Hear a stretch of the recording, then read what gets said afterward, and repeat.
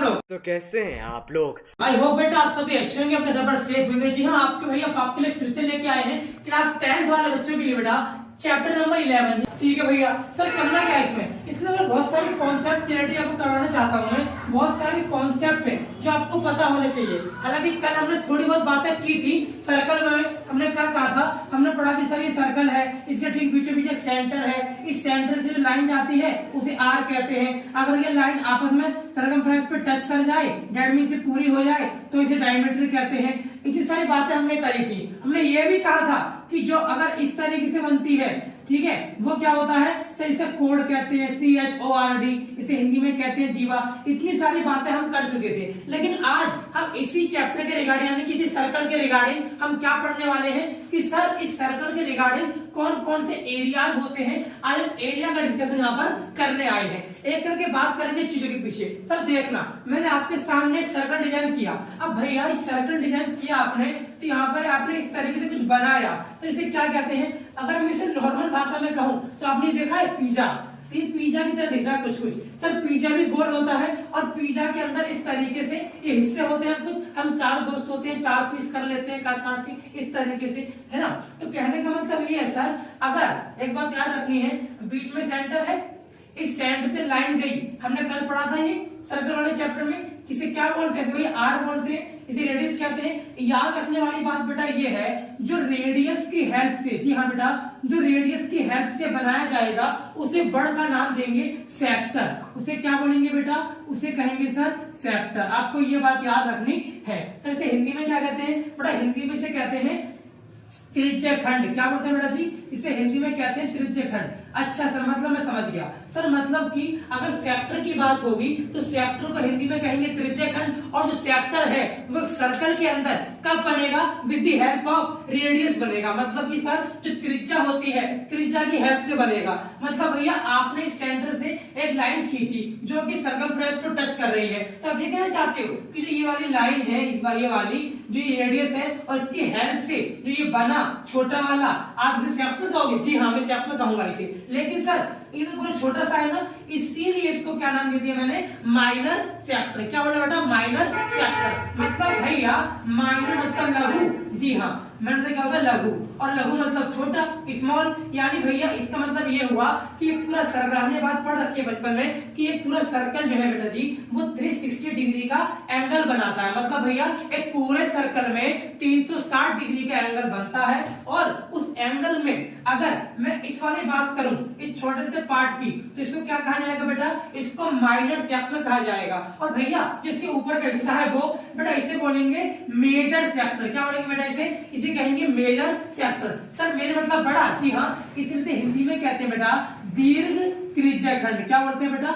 दीर्घ त्रिज्यखंड। अच्छा सर, मतलब मैं समझ गया। मतलब ये कहना चाहते हो कि जो चीज सर्कल के अंदर रेडियस की हेल्प से बनेगी उसको त्रिज्यखंड कहेंगे, सेक्टर कहेंगे, और जो दिखने में छोटा सा है दैट इज माइनर वाला सेक्टर, और जो बड़ा वाला है दैट इज मेजर वाला सेक्टर। सर बात समझ में आ गई। सर इसके अलावा कोई और बात भी? हाँ बेटा, एक वर्ड तो सेक्टर है बेटा, एक वर्ड यहाँ पर सेगमेंट है। क्या बेटा? सेगमेंट। जी हाँ, अब बात करेंगे सेगमेंट की। एक बात और याद रखना, अगर पूरा सर्कल 360 है और मैं आपसे ऐसे कहूं कि बताओ छोटा वाला एंगल जो है वो मान लो 60 का है। कितने का है? 60 का है। तो सर बड़ा वाला कितने का है बताओ? अगर सर पूरा सर्कल 360 का है और छोटा वाला 60 का है, तो बड़ा कितने का होगा? तो सर ये वाला पूरा 300 का हो जाएगा। सर कैसे पता लगाया? 360 में से छोटा वाला माइनस कर दिया। मतलब भैया 360 माइनस छोटा दैट इज 60, तो क्या बचेगा जी? 300। अच्छा तो ये कहना चाहते हो कि माइनर सेक्टर का जो भी एंगल रहेगा, जो मेजर सेक्टर का एंगल होगा, उसे माइनर वाला माइनस कर देंगे। किसमें से?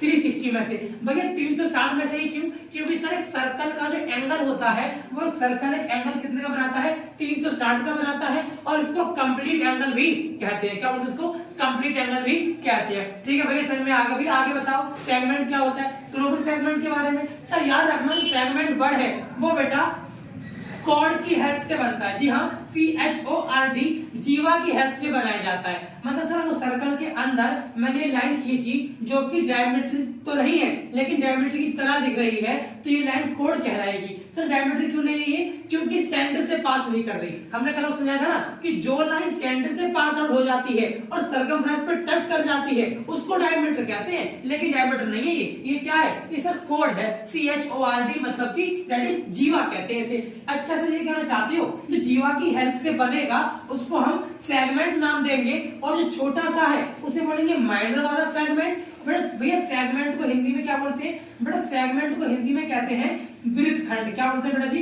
वृत्तखंड, यानी वृत्त का एक हिस्सा।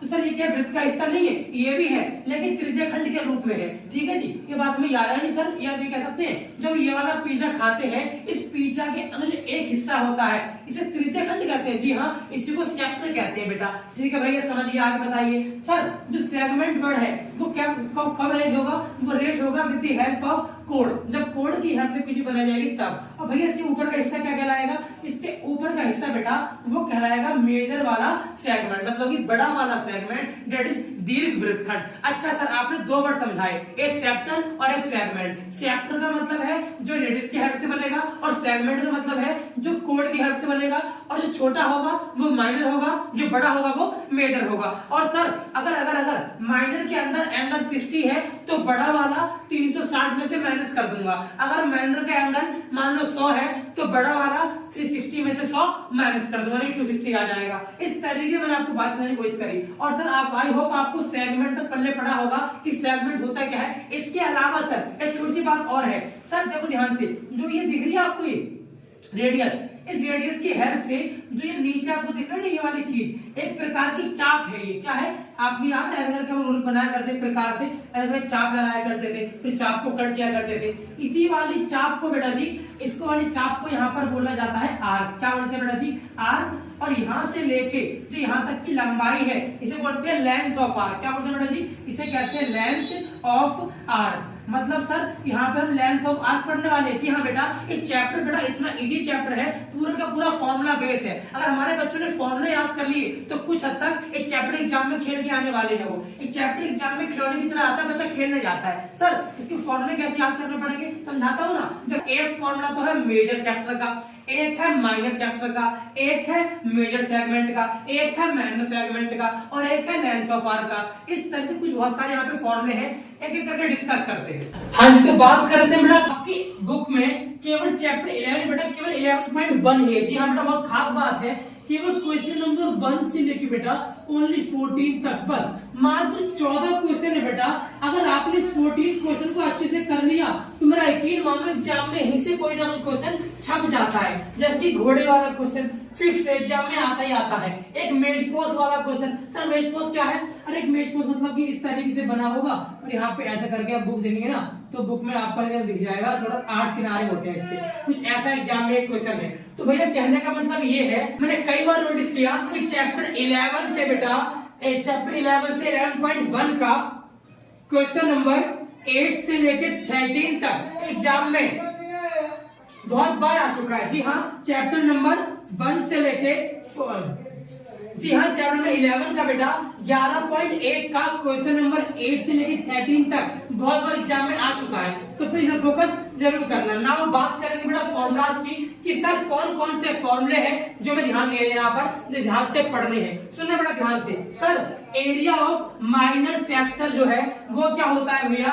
थीटा अपॉन 360 इनटू में पाई आर स्क्वायर। बेटा याद रखना ये वाला फॉर्मूला कहीं भी बुक में नहीं है, ये हम लोगों ने खुद ही बना दिया। भैया खुद ही कैसे बनाया? क्योंकि मैंने आपको समझाया था कि सर एक सर्कल है, इसके बीच में एक सेंटर है, सेंटर से जो ये लाइन जा रही है आर वाली वो रेडियस है, इसकी हेल्प से जो बना वो लघु त्रिज्यखंड है, जो ऊपर वाला है वो बड़ा त्रिज्यखंड है। अच्छा भैया समझ गया?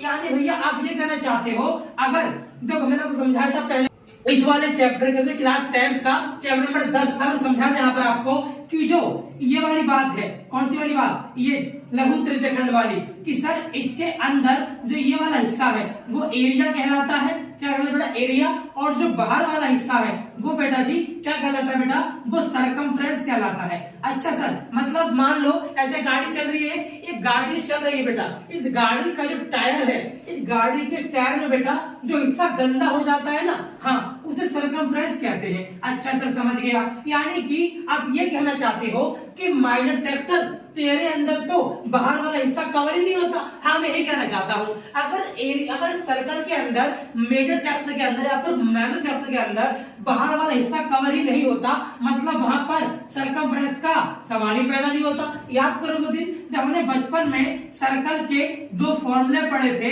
एक हमने पढ़ा था सरकमफ्रेंस जो क्या था, जो था 2 पाई आर, और सर हमने एक पढ़ा था एरिया जो क्या था पाई आर स्क्वायर। यानी सर समझिए, आप ये कहना चाहते हो कि सरकमफ्रेंस और ये कहीं ना कहीं इन्हीं दो फॉर्मूलों से आज हमारा सेक्टर बन गया, सेगमेंट बन गया, और आप इनके फॉर्मूला समझाना चाहते हो। जी हाँ बेटा, मैं ऐसा क्यों कह रहा हूँ कि यहाँ पे हमने पाई आर स्क्वायर ही क्यों लिखा, इसके पीछे रीजन है बेटा। रीजन क्या है सर, कि जो सेक्टर है वो सर्कल के अंदर होता है, इसी वजह से बेटा जो अंदर वाला हिस्सा है वो एरिया कहलाता है, और एरिया का जो फॉर्मूला है वो पाई आर स्क्वायर होता है। इसी वजह से यहाँ पे क्या लिखा बेटा, थीटा अपॉन 360 मल्टीप्लाई में pi R square. Sir theta question में ऑलवेज गिवन होगा, क्वेश्चन में हमेशा गिवन होगा, और थीटा में एनी एंगल 60, 50, 100 कुछ भी डिग्री हो सकती है। Just put the value and solve it. आगे मेरी बात समझ। सर आप कह रहे हो कि मेजर वाला किसी बुक में नहीं मिलेगा, ऐसा क्यों कह रहे हो? क्योंकि हमने खुद ही बनाया। सर कैसे बना दिया, मैंने समझाया था ना अभी आपको। अगर छोटा वाला एंगल 60 है तो बड़ा वाला कितना होगा 300। कैसे निकालते हैं, 360 माइनस थीटा। अच्छा सर अब ये कहना चाहते हो कि ना, देखो बच्चे गलती क्या करते हैं बेटा, बच्चे इस 360 में से इस 360 को कट कर देते हैं, जबकि ऐसा नहीं हो सकता, ये कट नहीं होगा।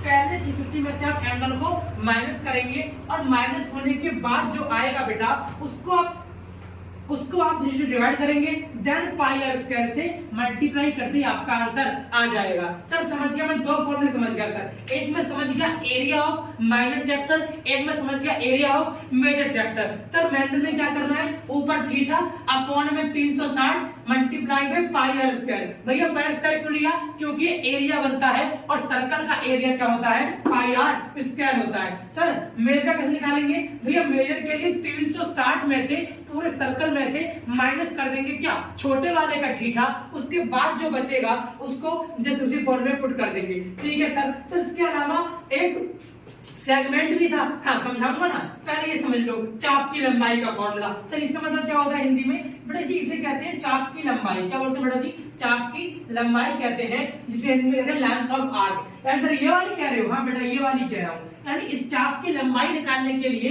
इस आर्क की लंबाई निकालने के लिए वो सिंपल सा फॉर्मूला है, सेम फॉर्मूला है, लेकिन एक सेकंड यहाँ पर क्या लिखा है 2 पाई आर। सर मतलब ये कि 2 पाई यहाँ पर क्यों लिखा गया, क्योंकि भैया तुमने क्या बताया था, मैंने कहा था जो सर्कमफ्रेंस होगा वो बाहर का हिस्सा होगा, और जो आर्क है वो बाहर बन रही है और सर्कमफ्रेंस बन रही है। इसका मतलब सर सर्कमफ्रेंस का फॉर्मूला क्या होता है, 2 पाई आर। इसी वजह से बेटा हमने थीटा को डिवाइड कर दिया 360 से और मल्टीप्लाई कर दिया किससे, 2 पाई आर से। जी सर मैं समझ गया। इसका मतलब आपने आपको 3 फॉर्मूले समझा दिए। एक समझाया एरिया ऑफ मेजर सेक्टर, एक समझाया एरिया ऑफ माइनर, एक समझाया लेंथ ऑफ आर्क। सर इसके अलावा आपने सेगमेंट तो बताया नहीं, वो बताओ ना बेटा जी। सेगमेंट मैंने इसीलिए नहीं बताया क्योंकि सेगमेंट का असल में कोई फॉर्मूला ही नहीं होता है। चीटिंग करता तो कैसे निकालते, मान लो भैया इसके एग्जाम में आ गया तो यही तो आता है, आ गया क्या यही आएगा। मैं तो कुछ और ही समझ रहा था। तो करना क्या है सर, एक सर्कल है, फिर ये कोड है, सेगमेंट बनेगा बेटा। तो मैंने आपको बताया था अभी कि सेगमेंट जो है सर वो इसकी हेल्प से ही बनेगा। यानी भैया आप ऐसा नहीं कह सकते कि कहीं ना कहीं जो ये आपने सेगमेंट बनाने की कोशिश करी इसमें ऑलरेडी त्रिज्या खंड भी बन रहा है। हाँ बेटा मैं यही तो कहना चाहता था। यानी कोड की हेल्प से जो ऊपर बना एक प्रकार का ट्रायंगल है। अच्छा सर मैं समझ गया आप क्या करना चाहते हैं। अगर आप ये वाला एरिया निकालना चाहते हैं इस वाले का, तो आप क्या करेंगे, तो बेटा जी आप सर क्या करेंगे, एरिया निकालेंगे। मान लो ये O है, ये A है, ये B है, और मान लो यहाँ पर C है। तो अगर निकालना है, सपोज करो आपको ACB निकालना है। अगर आपको बेटा एरिया निकालना है ACB का, AC मतलब कि ये जिसे बोलते हैं माइनर सेगमेंट का निकालना है, तो भैया पहले आप निकालेंगे पूरा त्रिज्या खंड। जी हाँ, आप निकालेंगे एरिया ऑफ OABC। सर उसके बाद अब क्या करेंगे बेटा जी, माइनस कर दूंगा एरिया ऑफ ट्रायंगल। अच्छा सर, मतलब यहाँ पे ट्रायंगल के रूल लगेंगे? जी हाँ बेटा, यहाँ पे ट्रायंगल रूल लगेंगे, वही वाले रूल जो हमने बचपन में पढ़े थे। जैसे हमने क्या पढ़ा था याद है आपको? हमने पढ़ा था 1/2 बेस इंटू हाइट, एक तुमने ये पढ़ा था। इसके अलावा सर हमने समबाहु, राक्षस का नाम नहीं है, इस कॉन्सेप्ट का नाम है, ठीक है, समबाहु पढ़ा तो इक्विलेटरल ट्रायंगल। आपको नहीं समझ आ रहा क्या है ये? तो मैंने आपको चैप्टर 6 में ट्रायंगल वाले में सिखा रखी है सारी बातें, और चैप्टर 6 हमारा देखो ये वाला वीडियो अपलोड है ऑलरेडी, आप ये देख सकते हैं। आपको इस वीडियो के नीचे लिंक है बेटा, उसमें आपको उस लिंक में सारी वीडियो लाइन से मिल जाएंगी, और हमारी प्लेलिस्ट बनके तैयार हो चुकी है। तो प्लीज वीडियो को लास्ट तक देखना। अब मैं आपको क्वेश्चन भी कराने वाला हूँ, कैसे क्वेश्चन को करना है। इसके अलावा बेटा ये हमारा इस वाले चैनल पर सारी वीडियो आने वाली है, तो प्लीज दोस्तों को बता देना। आज चैप्टर 11 अपलोड हो जाएगा आपका, फिर चैप्टर 12 बनेगा, क्लास 10 की सारी वीडियो अपलोड हो जाएगी। बेटा जी इसके अलावा छोटी सी इन्फॉर्मेशन है, एक हमारा फनी चैनल भी। जी हाँ, कुछ बच्चे पढ़ना नहीं चाहते, फनी वीडियो देखना चाहते हैं, तो फनी वीडियो के लिए आप हमारे इस वाले चैनल को फॉलो कर सकते हैं। इसका नाम क्या है बेटा? पढ़ो और पढ़ाओ बाय डीके। इस नाम के भी बड़ा लॉजिक है, पढ़ो पढ़ाओ, खैर छोटा लॉजिक मत समझो, खाली ये समझो कि यहाँ पर आपके ही वाले भैया ने कुछ फनी वीडियो बना रखी है बेटा, ठीक है। तो फनी वीडियो आप देख सकते हैं यहाँ पर, और चैनल को फॉलो कर सकते हैं, सब्सक्राइब कर सकते हैं। खैर हम बात करेंगे अगली बात की कि भैया आप कहना चाहते हो अगर एरिया ऑफ ट्रायंगल निकालेंगे, तो एरिया ऑफ ट्रायंगल निकालने के लिए मुझे एरिया के फॉर्मूले पता होने चाहिए ट्रायंगल के। जी हाँ, जैसे एक हमने याद आपको पढ़ा था बचपन में, √3/4 इंटू में a का स्क्वायर। तो कहीं ना कहीं आज ये सारे फॉर्मूले घूम फिर के आने वाले हैं, और यहाँ पर हमें क्वेश्चन बता देगा कि वो इक्विलेटरल ट्रायंगल है, ये ट्रायंगल है, या वो ट्रायंगल है, या फिर 90 डिग्री वाला है। अगर 90 डिग्री वाला हुआ तो ये लगा लेंगे 1/2 बेस इंटू में हाइट। इस तरीके से आपको एरिया ऑफ ट्रायंगल निकालने के बाद बेटा उसमें से जो त्रिज्याखंड है उसमें से माइनस कर देंगे ABC का एरिया, यानी कि इस ट्रायंगल का एरिया। तो जो बचेगा वो यही तो बचेगा, क्या? सेगमेंट। यानी सर मैं समझ गया, जैसे ही आपने सेगमेंट का एरिया निकाल दिया, वैसे अब क्या करेंगे? वैसे बहुत छोटा सा काम करूंगा मैं, πr² में से माइनस कर दूंगा क्या? सेगमेंट। कुछ सोच के देखो बेटा, ये पूरा सर्कल है और आपने ये वाला हिस्सा का एरिया निकाल लिया है। अब आपको ये बात तो पता ही है ना कि अगर ये हिस्से का एरिया आ गया तो पूरा में से जो बचा, इसके अलावा सारा बचा। अगर आप पूरा एरिया ऑफ सर्कल में से इतना हिस्सा माइनस कर दें तो क्या बचेगा? बड़ा वाला बचेगा, मतलब कि दीर्घ वृत्तखंड बचेगा, मतलब कि वैसे क्या बोलते हैं अंग्रेजी में, मेजर सेगमेंट बचेगा। यानी सर मैं समझ गया, आपने हमें सारे समझा दिए कि ये है माइनस चैप्टर का फॉर्मूला, ये है मेजर चैप्टर का फॉर्मूला, इसके अलावा लेंथ ऑफ आर्क आपने समझाया, और आपने ये बता दिया कि सेगमेंट के अंदर कोई फॉर्मूला नहीं है, लेकिन हाँ एरिया ऑफ ट्रायंगल की हेल्प से और कुछ चीजों की हेल्प से हमें फॉर्मूले निकालने पड़ते हैं, फॉर्मूले बनाने पड़ते हैं, और खुद ही उसका आंसर निकालना पड़ता है। इतने कॉन्सेप्ट के बाद बेटा मैं आपको एक सवाल करवा देता हूँ, ताकि आपको ऐसा लगे भैया ने हवा में बता दिया। और हाँ खास बात याद रखना बेटा, आपके में केवल आपकी बुक में केवल 11.1 में 1 से लेके 4 तक क्वेश्चन है, जिसमें कि आपको सबसे ज्यादा फोकस कहाँ करना है? 8 से लेके 13 क्वेश्चन में करना है। यहाँ से क्वेश्चन एग्जाम में आता है, घोड़े वाला छोड़ के मत जाना बेटा, घोड़े वाला एग्जाम में छपने का चांस भी बार ज्यादा है। इस तरीके से कुछ क्वेश्चन है, जब मैं करके दिखा दूं एक आध क्वेश्चन आपको क्या करना है।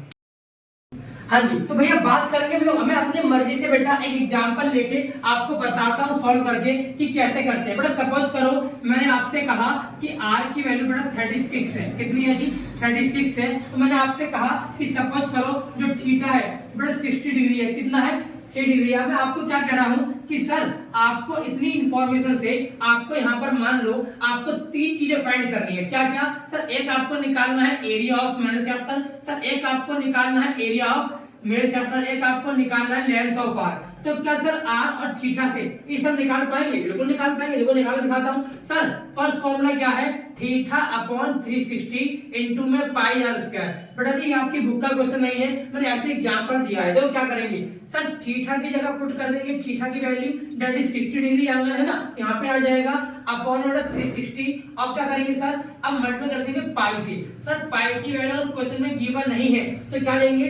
22/7। अगर क्वेश्चन में गिवन होती तो जो क्वेश्चन बोलता वो वैल्यू मेरे को लेनी पड़ती। ठीक है सर। सर आगे क्या लेंगे? देखो ना आर कितना है? 36। तो यहाँ पे लिख लो 36। सर 2 बार क्यों लिखा बेटा? क्योंकि आर का स्क्वायर था। जो कैंसिल हो गया, 6 1 जा 6, 6 6 जा 36। इस 6 से बेटा इस 6 भी कैंसिल आउट हो गया। यानी सर अब क्या करोगे आप? अब तो कुछ कटेगा ही नहीं, तो कुछ नहीं करेंगे सर। 22 ऊपर बचा और 6 बचा और 36 बचा, यानी कि सर 22 को 6 से मल्टीप्लाई, देन जो भी आएगा उसको 36 से मल्टीप्लाई और अपॉन में 7। इस पूरे को सॉल्व करके बेटा जो भी आंसर आता है वो आपका क्या कहलाएगा बेटा, वो आपका एरिया ऑफ माइनर सेक्टर कहलाएगा। ठीक है सर। सर सेकंड फॉर्मूला समझाना, कौन सा, मेजर। भाई इसमें क्या करेंगे, इसमें कुछ नहीं करना ना, focus on the formula. Sir पहले हम लिखेंगे 360, अब माइनस करेंगे थीटा। तो थीटा बोले तो जो लघु वाले का था, यानी सिर्फ क्वेश्चन बताएगा लघु का है बड़े का है नहीं, अगर क्वेश्चन में एक ही एंगल दे रखा है तो आप लेट करेंगे कि लघु का ही है, यानी कि माइनर का ही है। फिर नेक्स्ट क्या करेंगे, माइनस कर 60 अपॉन में क्या लिखेंगे 360 इनटू में अगेन पाई और अगेन आर, कितनी बार, 2 बार, 36। भाई अब क्या करेंगे, अब देखो 360 में स्टार्ट कर देंगे माइनस, कितना आएगा बेटा, ये आपका आएगा 300 और ऊपर 300 आ गया, नीचे 360 आ गया, इनटू में 22/7 और 2 में 36 इनटू में 36। सर 0 कैंसिल हो गया। सर यहाँ पर 30/36 है, देखो ये 36 से 36 कैंसिल हो गया। ठीक है सर, क्या बचा, अब नीचे कुछ नहीं बचा, तो 30 इंटू 22 इंटू 36 अपॉन में 7। इसको सॉल्व करते ही आपका सेकंड फॉर्मूला मतलब कि मेजर सेक्टर का एरिया निकल जाएगा। भैया इसके बाद last concept length of arc. भैया लेंथ ऑफ आर्क में क्या करेंगे, लगाओ सेम फॉर्मूला। सर ऊपर लिखेंगे 60, नीचे लिखेंगे 360 इनटू में 2 की जगह 2 और पाई की वैल्यू कितनी होती है, बताओ कितनी होती है पाई की वैल्यू, वेरी गुड 22/7। और सर आर के मान कितना लिखा मैंने आर की वैल्यू 36, यहाँ पे क्या लिख देंगे 36। मतलब सर इसको सॉल्व करेंगे, शुरू करेंगे, देखो ना 36 से कम 36 धाम 360, 10 आ गया। अब 1 0 से 0 कैंसिल हो गया। अब सर ऊपर 6 है, 6 को कर देंगे 2 से मल्टीप्लाई 12 इनटू में 22 अपॉन में 7। सर इसको सॉल्व करते ही जो भी आएगा वो हमारा लेंथ ऑफ आर्क का आंसर होगा। यानी सर इस तरीके से आपने हमें 3 बातें बता दी, और जैसे ही यहाँ पर सेगमेंट की बात आई तो मैं सबसे पहले एक ट्रायंगल निकालूंगा और ट्रायंगल निकालने के बाद मैं अगेन ये लगा के सेक्टर निकालूंगा, देन सेक्टर में से बेटा ट्रायंगल माइनस कर देंगे तो आपका माइनस सेगमेंट निकल जाएगा। तो ये था बेटा आपका पूरा कॉन्सेप्ट। आई होप आपको क्लियरिटी हुई होगी, लेकिन हाँ इतना समझाने के बाद भी आपसे क्वेश्चन नहीं बन रहे हैं, कोई डाउट आ रहा है तो प्लीज आप हमें इस वाले इंस्टा आईडी पे, मेरी पर्सनल आईडी बेटा, आप यहाँ पर मुझे मैसेज कर सकते हैं कि सर मुझे कोई समझ नहीं आ रहा, आपको आंसर तुरंत मिल जाएगा। या फिर इसी स्क्रीन पर नीचे देखो कॉन्टैक्ट नंबर आ रहा होगा, जो नीचे कॉन्टैक्ट नंबर आ रहा है बेटा, आप इस पर व्हाट्सएप कर सकते हैं कि सर मुझे समझ में नहीं आया। बाकी बेटा पढ़ो और पढ़ा हुआ है। चलिए बेटा स्टार्ट करते हैं चैप्टर नंबर 12 जिसका नाम है सरफेस एरिया एंड वॉल्यूम। अब बात करेंगे चैप्टर नंबर 12 की। इसका नाम है बेटा सरफेस एरिया एंड वॉल्यूम। जी हाँ बेटा, क्या नाम है, surface area and volume. Sir आपने ये चैप्टर पढ़ रखा है, कब पढ़ा याद है, क्लास 9th के अंदर भी सेम ही चैप्टर था मैथ के अंदर। इसका नाम क्या था, सरफेस एरिया एंड वॉल्यूम। तो भैया इसके बारे में समझने के लिए इसके अंदर बहुत सारा कॉन्सेप्ट है बेसिक वाला, पहले उसकी बात करते हैं। मैं यहाँ पर डीपली घुसा तो रात हो जाएगी बता दे, इतने कुछ बातें हैं इसके अंदर, लेकिन खाली काम की बात समझना बेटा जी। सबसे पहले अगर हम बात करें तो हम बात कर देंगे शेप्स की। किसकी बेटा, शेप की। शेप बोले तो आकृति, क्या बेटा, आकृति। बेटा हमारे पास जो शेप्स हैं नॉर्मली मान के चलो कि 2 तरह की होती है, एक होती है 2D और एक होती है 3D। जी हाँ बेटा, एक होती है 2D, एक होती है 3D। सर 2D का मतलब क्या है, 2D का मतलब है 2 डायमेंशनल, मतलब कि जिसकी ऐसी फिगर जिसकी 2 विमाएं होती हैं। और सर 3D का मतलब है ऐसी फिगर जिसकी 3 विमाएं होती हैं, मतलब कि 3 डायमेंशनल होती हैं। ठीक है सर। सर इसके अंदर कौन कौन सी फिगर आएंगी, देखो ना एक करके बात करेंगे पूरे कॉन्सेप्ट की बेटा। बहुत ही बड़ा चैप्टर है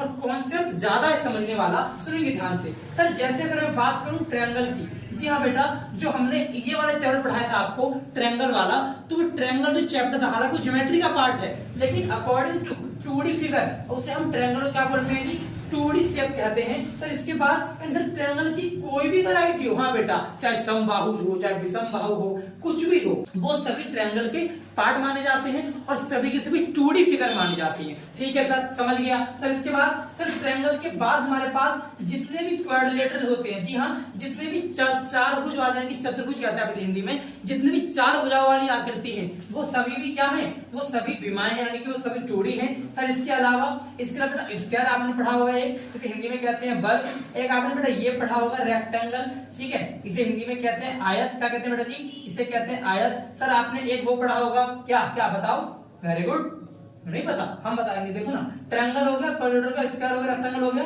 सर इसके अलावा एक हमने पढ़ा था सर्कल, याद है? नहीं पता? अरे आपने इसका मतलब ये वाली वीडियो देखी क्या? पहले वाली वीडियो देखो बेटा, सर्कल वाली वीडियो इस चैनल पे अपलोड है, पूरी वीडियो अपलोड है, सब बता रखा है सर्कल के बारे में, ठीक है बेटा, पूरा बेसिक कॉन्सेप्ट से।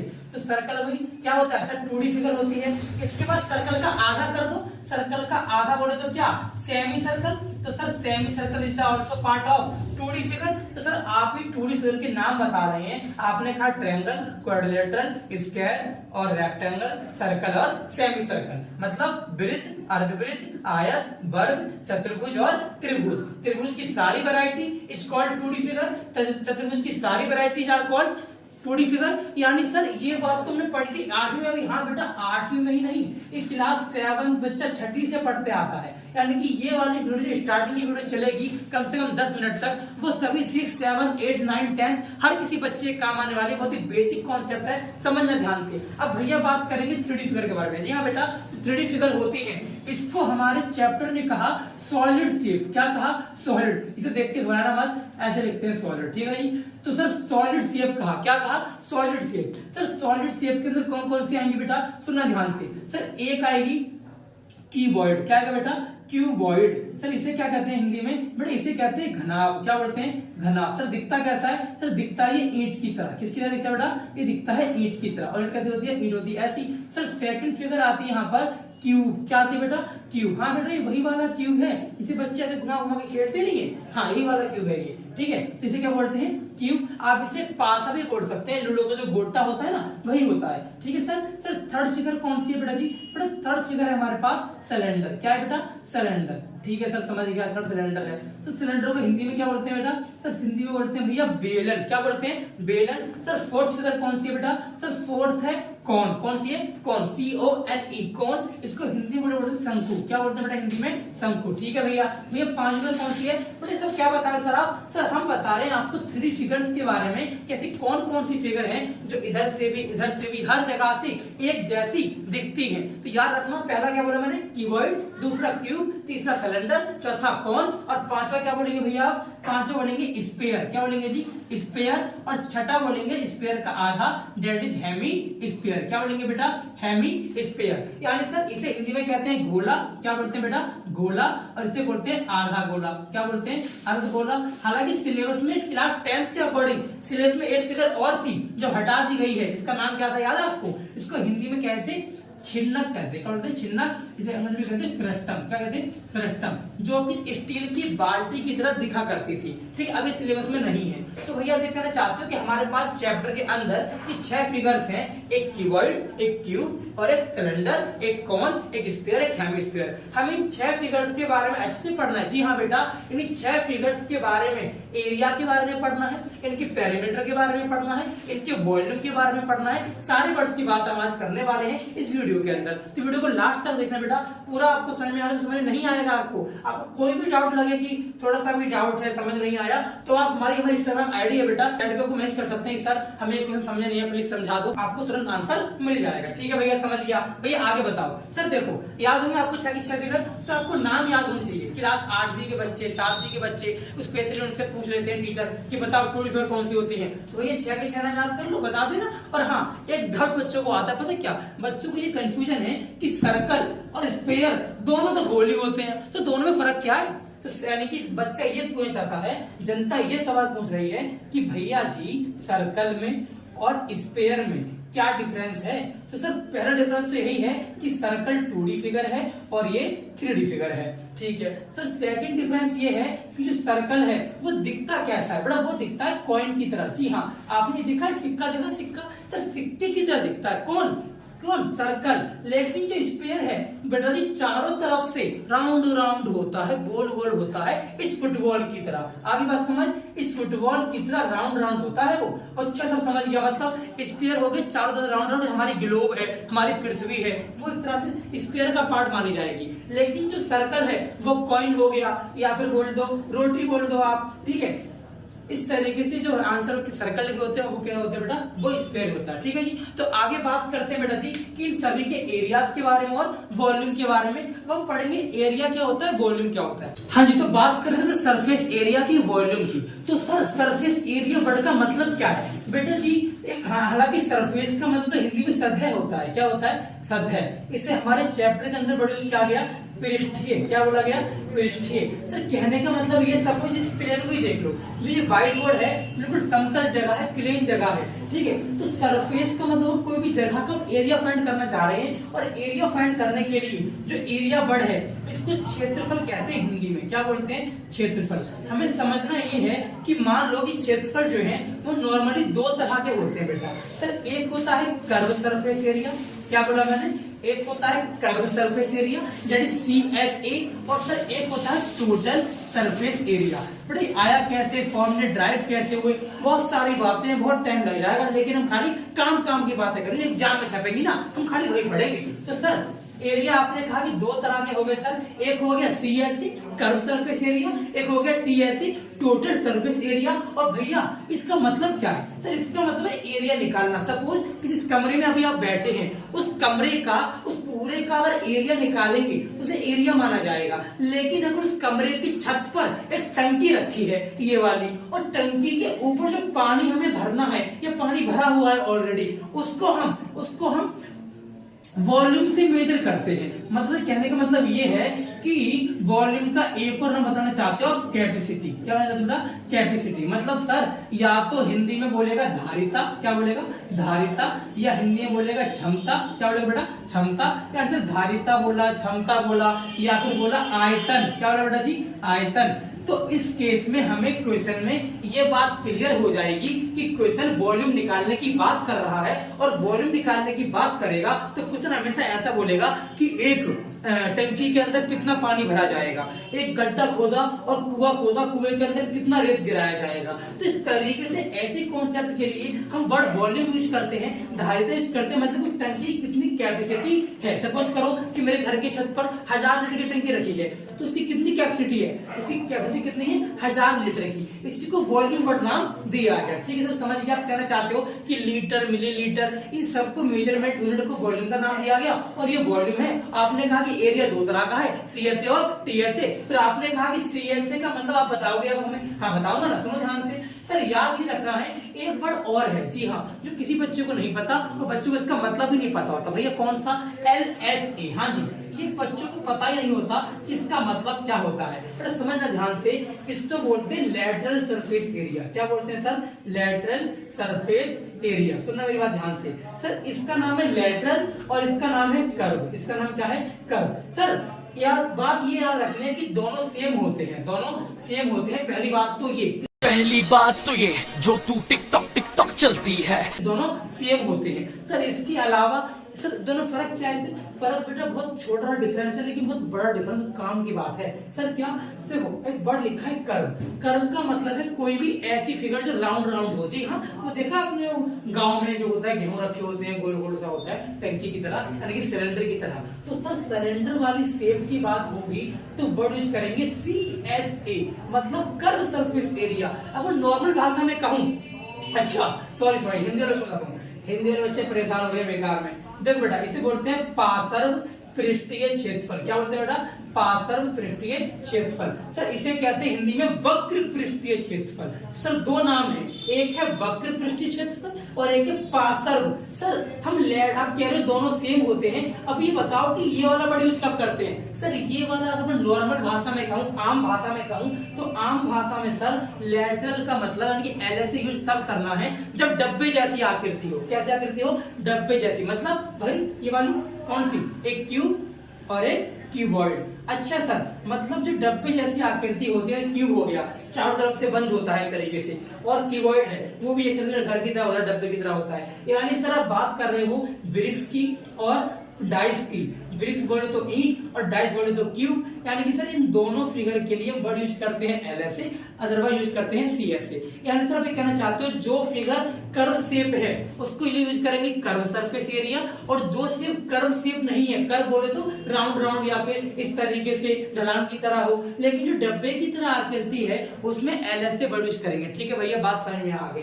सर इसके अलावा अगर मैं वर्ड बात करूंगा टोटल की, तो टोटल का मतलब होगा टोटल, मतलब कि कुल सभी चीजें। जैसे सपोज करो इस कमरे में आप बैठे हैं, उस कमरे में ध्यान से फोकस करो तो एक दीवार ऊपर एक दीवार नीचे, एक इधर और एक इधर, कितनी हो गई? 1 2 3 4, एक इधर और एक आपके पीछे, यानी कि 6 हो गई ना। तो कहने का मतलब ये है कि TSA के अंदर एक कमरे की 6 दीवार को कवर कर लिया जाता है, लेकिन CSA या फिर LSA के अंदर केवल 4 साइड को ही कवर किया जाता है। मतलब सर 4 मतलब कौन सी 4? किसको छोड़ दिया सर? टॉप को छोड़ दिया, दैट इज टॉप, और बॉटम को छोड़ दिया। अच्छा भैया, मतलब टॉप और बॉटम को छोड़कर 1 2 3 4 इन चारों को हमने CSA बढ़ा। हाँ जी, इन चारों को हमने CSA कहा, बाकी को हमने LSA कहा। अब एक एक करके जो हमने आपको 3D फिगर बताई थी उन सभी के फॉर्मूलों की बात करेंगे कि किसका CSA क्या होता है और किसी का TSA क्या होता है, इन सब की बात करेंगे अब। हाँ जी, तो बात करते हैं बेटा एक एक फिगर के बारे में कि सर हर एक फिगर जो आपने बताई थी अभी भी 3D फिगर के अंदर 6 फिगर आती हैं। अब मैं करके आपको सभी के CSA और TSA डिस्कस करूंगा। सर सबसे पहले हम बात करेंगे, हाँ जी, जो मैंने अभी आपको फिगर बताई, नाम बेटा इसका नाम था कीवर्ड। क्या बेटा? कीवर्ड। और सर हिंदी में बोलते हैं घनाभ। क्या बोलते हैं बेटा जी? हिंदी में क्या बोलते हैं? घनाभ कहते हैं। और सर इसके अंदर आप डिस्कस करेंगे, अब हमें बताएंगे आप कि इसका CSA क्या होता है, आप बताएंगे कि इसका TSA क्या होता है, और सर आप बताएंगे इसका वॉल्यूम क्या होता है। हालांकि ये आया कैसे उसके पीछे बहुत बड़ा लॉजिक है, समझाने को तो बहुत रात हो जाएगी बेटा, तो खाली इतना समझो कि सर अभी तो आप कह रहे थे CSA तो कीवर्ड तो डब्बे जैसे आकृति हो गई, तो हाँ इसको LSA बोल दो आप, कोई दिक्कत नहीं है, आप इसे LSA वर्ड यूज कर सकते हो। लेकिन इसको CSA नहीं LSA ही कहेंगे, और CSA भी बोल सकते हैं, लेकिन जो वैसी फिगर है राउंड वाली उसको LSA कभी नहीं बोल सकते। ठीक है सर, समझ गया मैं। सर CSA क्या होगा? तो इसका फॉर्मूला होता है 2H bracket L plus B, और सर इसका क्या होता है 2 bracket LB plus BH plus HL। Sir इसका क्या होता है L into B into H। Sir ये याद रखना है कि इस वाले क्वेश्चन के अंदर हेयर L का मतलब होता है लेंथ। क्या होता है बेटा जी? लेंथ। सर B का मतलब होता है ब्रेड्थ। क्या होता है बेटा जी? ब्रेड्थ यानी कि चौड़ाई। L मतलब लंबाई, और भैया H का मतलब होता है हाइट, दैट इज ऊंचाई। ओके सर, समझ गया। मतलब H मतलब ऊंचाई है, B मतलब चौड़ाई है, और L मतलब लंबाई है। हमें इसको सॉल्व करने के लिए आपने फॉर्मूला बता दिया कि कीवर्ड के अंदर LSA का फॉर्मूला 2H, मतलब 2 को गुणा कर दो H से और ऐड कर दो लेंथ और ब्रेड्थ को, और आप हम सभी क्या कर दो? मल्टीप्लाई। सर आपने इसमें बताया कि पहले L को B से मल्टीप्लाई करो, फिर आपने कहा कि B को H से करो, फिर आपने कहा कि H को L से करो, और तीनों को आपस में मल्टीप्लाई करने, सबको ऐड कर दो, और ऐड करने में उसका दुगना कर दो, मतलब कि 2 से मल्टीप्लाई कर दो। उससे क्या निकलेगा जी? Total surface area of the cuboid. Sir इसके बाद वॉल्यूम का फॉर्मूला क्या होगा? सीधे लेंथ और ब्रेड्थ और हाइट तीन को कर दिया मल्टीप्लाई, आंसर आ गया वॉल्यूम का, कैपेसिटी का, या फिर धारिता का। ठीक है सर, आपने क्यूबॉइड के बारे में हमें तीनों फॉर्मूले बताए जो हमारे काम के हैं। सर इसके बाद आप बताएंगे हमें क्यूब के बारे में। किसके बारे में जी? क्यूब के बारे में। बेटा ये दिखता कैसा है? ये घन जो है बेटा वो दिखता कुछ ऐसा है, और जो क्यूबॉइड था वो बेटा दिखता कैसा है? वो सर क्यूबॉइड दिखता है कुछ ऐसा, सेम ईंट की तरह। ठीक है भैया। सर क्यूबॉइड के बारे में आप बता रहे थे, अब बताएंगे क्यूब के बारे में। आप सेम क्यूब का भी LSA बताएंगे। मैंने LSA क्यों बोला? आगे बात समझ, LSA क्यों बोला? सर TSA बताएंगे। सर इसके बाद आप बताएंगे वॉल्यूम। भैया LSA क्या होगा? बेटा तो याद ये रखना है कि जो ये वाली लंबाई है, ये वाली चौड़ाई है, और ये वाली ऊंचाई है, सेम यहाँ भी ये लेंथ है, ये ब्रेड्थ है, ये हाइट है। लेकिन याद ही रखना है इस फिगर के अंदर ये तीनों की तीनों बराबर होती है, मतलब L बराबर B बराबर H। अगर ये तीनों बराबर हैं तो इस केस में हम कहते हैं कि हम इसको साइड का नाम देते हैं। क्या बोलते हैं जी? साइड बोलते हैं। अगर मैंने से साइड कहा, इसका मतलब साइड को बोलते हैं चैप्टर के अंदर A। क्या बोलते हैं बेटा? A। तो याद रखना, कोई पूछ ले A का मतलब क्या है, तो साइड, और साइड का मतलब हिंदी में क्या होता है? भुजा, और भुजा का मतलब क्या होता है हिंदी में? किनारा, और किनारा को अंग्रेजी में क्या बोलते हैं? Edge, EDGE। तो तो कुछ भी नाम यूज करे उसका मतलब साइड है भुजा है। ठीक है भैया, समझ गया। सर LHS का फॉर्मूला क्या है बेटा? सर कुछ भी नहीं, अभी मैंने बताया ना कि सर क्यूब के अंदर 4 पार्ट कवर करते हैं, इसीलिए इसका आंसर हो गया 4 मल्टीप्लाई में a का स्क्वायर, मतलब कि 4a स्क्वायर। सर a मतलब साइड, हाँ जी, साइड का स्क्वायर कर दिया, 4 से मल्टीप्लाई कर दिया। सर TSA क्या होगा? TSA मैंने क्या बताया अभी? मैंने कहा था TSA के अंदर 6 के 6 पार्ट कवर करते हैं, मतलब सर TSA हो जाएगा 6a का स्क्वायर। और भैया वॉल्यूम क्या होगा? देख लो यहाँ पे क्या था, L into B into H था, तो आप भी लिख दो a इंटू a, मतलब a की पावर 3, क्योंकि a कितनी बार लिखा है? 3 बार लिखा है। अच्छा सर समझ गया, ये क्यूब आपने बता दिया क्यूबॉइड के बारे में, तो ये बता दिया क्यूब के बारे में। अब डिस्कस करेंगे हमारी तीसरी फिगर के बारे में बेटा, इसका नाम क्या था? सर इसका नाम था सिलेंडर। क्या नाम था जी? सिलेंडर। सर इसे हिंदी में कहते हैं बेलन। क्या बोलते हैं जी? बेलन। सर अब इसके अंदर ही बताएंगे कि इसका CSA क्या होगा, इसका TSA क्या होगा, इसका वॉल्यूम क्या होगा। सर क्या आप इस वाली फिगर में LS यूज कर सकते हैं? नहीं बेटा, कभी नहीं। क्यों? क्योंकि सिलेंडर ये जो है वो कैसा होता है बड़ा, कुछ ऐसा दिखता है वो, है ना बेटा, कुछ ऐसा दिखता है। ठीक है, और कुछ ऐसा दिखने मतलब यहाँ पे क्या होगी बेटा, याद रखना एक बात और छोटी सी है, अगर किसी फिगर के अंदर ये आ रहा है, इसे क्या बोलते हैं? सर्कल। अगर किसी फिगर के अंदर सर्कल आ रहा है तो याद रखना पाई तो अपने आप भागता भागता आएगा। क्यों? क्योंकि सर्कल का मतलब ही पाई है। सर कैसे? याद करो वो दिन जब मैंने बताया था, जब मैंने आपको ये वाला चैप्टर पढ़ाया था सर्कल वाला, तब मैंने बताया था कि सर सर्कल के अंदर पाई क्यों आता है? क्योंकि पाई का मतलब 360 होता है। क्या होता है जी? कोई आपसे पूछ ले कि पाई की वैल्यू कितनी, तो बोल देना 360। ठीक है, और कोई आपसे ऐसा बोल दे कि पाई की वैल्यू कितनी इन फ्रैक्शन, तो 22/7। और एंगल में पूछेगा तो आपका आंसर एंगल में क्या होगा? ये सर इसीलिए सर्कमफ्रेंस निकालते हैं तो 2πr वर्ड यूज करते हैं, और जब एरिया निकालते हैं पाई वर्ड यूज करते हैं। यानी कि जहां जहां सर्कल होता है वहां पाई आता है, इसी वजह से इस सिलेंडर वाले फॉर्मूले में भी पाई आएगा। और सर एक सर्कल यहाँ है, एक सर्कल यहाँ है, यहाँ पे दो आर है, हाँ एक आर यहाँ पर, एक आर यहाँ पर है। ठीक है जी, तो CSA निकालेंगे। सर CSA का फॉर्मूला क्या होता है? 2πrh। क्या होता है बेटा जी? 2πrh। ठीक है, 2 क्यों है? सर यहाँ पे भी आर थी, यहाँ भी आर थी, इसलिए 2 को गुणा कर दिया किससे? आर से। भैया पाई क्यों किया मल्टीप्लाई? क्योंकि एक सर्कल यहाँ भी, एक सर्कल यहाँ भी, इस सर्कल का मतलब भी पाई और इसका मतलब भी पाई, इसलिए पाई और पाई 2π। और यहाँ भी आर, यहाँ भी आर, इसलिए 2r। और यहाँ से लेके यहाँ तक की जिसकी हाइट है, यहाँ भी हाइट होगी कुछ, यहाँ भी हाइट होगी, इसीलिए हाइट को भी क्या कर दिया? 2 से मल्टीप्लाई कर दिया। इससे हमारा क्या निकल जाएगा? Curve surface area of cylinder निकल जाएगा। सर TSA का फॉर्मूला क्या होगा? 2πr bracket r plus h। और सर वॉल्यूम क्या होगा? थोड़ा वॉल्यूम के लिए पाई r का स्क्वायर कर दो और h से मल्टीप्लाई कर दो। तो ये हमारी 3 फिगर थी। बात करेंगे चौथी फिगर की, इसका नाम क्या था बेटा? इसका नाम था सर कौन। क्या नाम था? कौन। सर दिखती कैसी है बेटा? भाई याद है आपको जब आपका बर्थडे था तो आपने टोपी लगाई थी ये वाली, हाँ, इसी टोपी को क्या कहा गया? कौन कहा गया? शंकु कहा गया। या कभी आपने वो काम होते हुए देखा हो, जब कोई MCD वाले काम कर रहे होते हैं तो साइड में लगाए थे शंकु की तरह कि यहाँ पे कोई आएगा नहीं, खतरा लिख देते हैं उस पर। ठीक है, तो कुछ ऐसा दिखता है ये। सर आप इसका भी CSA बताएंगे, इसका भी TSA बताएंगे, और इसके अंदर भी आप क्या बताएंगे? सर इसके अंदर भी आप वॉल्यूम बताएंगे। सर इसका CSA क्या होता है? वो होता है बेटा πrl। अब सर L मतलब लेंथ, नहीं, L का मतलब लेंथ नहीं है। फिर क्या है सर? देखो जो ये वाली चीज है ये L है, और जो इसके अंदर सर्कल आ गया, और इसका सर्कल तो यहाँ भी आ गया, इसीलिए बेटा यहाँ भी पाई अपने आप भाग भाग कर आ जाता है, क्योंकि जहां जहां सर्कल भाग पाई। और याद ये रखना है यहाँ पर r होगा, जो इसके अंदर वाली बेटा हाइट है इसे h बोलते हैं, और जो ये वाली चीज है ना टेढ़ी वाली, इसे कहते हैं टेढ़ी वाली ऊंचाई। क्या बोलते हैं? टेढ़ी वाली ऊंचाई। इसीलिए L को हिंदी में कहते हैं बेटा तिर्यक ऊंचाई। क्या बोलते हैं? तिर्यक ऊंचाई, डेट इज सिलेंट हाइट। क्या बोलते हैं इसे? सिलेंट हाइट, या फिर इसके एक नाम देते हैं बेटा, इसे कहते हैं लेटेंट हाइट। क्या बोलते हैं? Latent height. इसको 2 नाम से वर्ड यूज करते हैं। ठीक है भैया, मैं समझ गया कि L का मतलब ये होता है। और आपने बताया कि CSA निकालने के लिए आपने कहा कि CSA मतलब भार का हिस्सा। तो देखो क्या भार इसके L आ रहा है? हाँ भैया L आ रहा है। इसी वजह से CSA में क्या आ गया? πrl आ गया। सर TSA क्या होगा? TSA मतलब पूरा, बाहर वाला भी अंदर वाला भी, मतलब πr bracket r plus l। πr bracket r plus l। भूलना मत, l का मतलब लेंथ नहीं है, क्या है? सिलेंट हाइट है या फिर लेटेंट हाइट है। सर वॉल्यूम क्या होगा? वॉल्यूम में तिहाई कर दो, 1/3 किसका? हम इसका, वो किसका?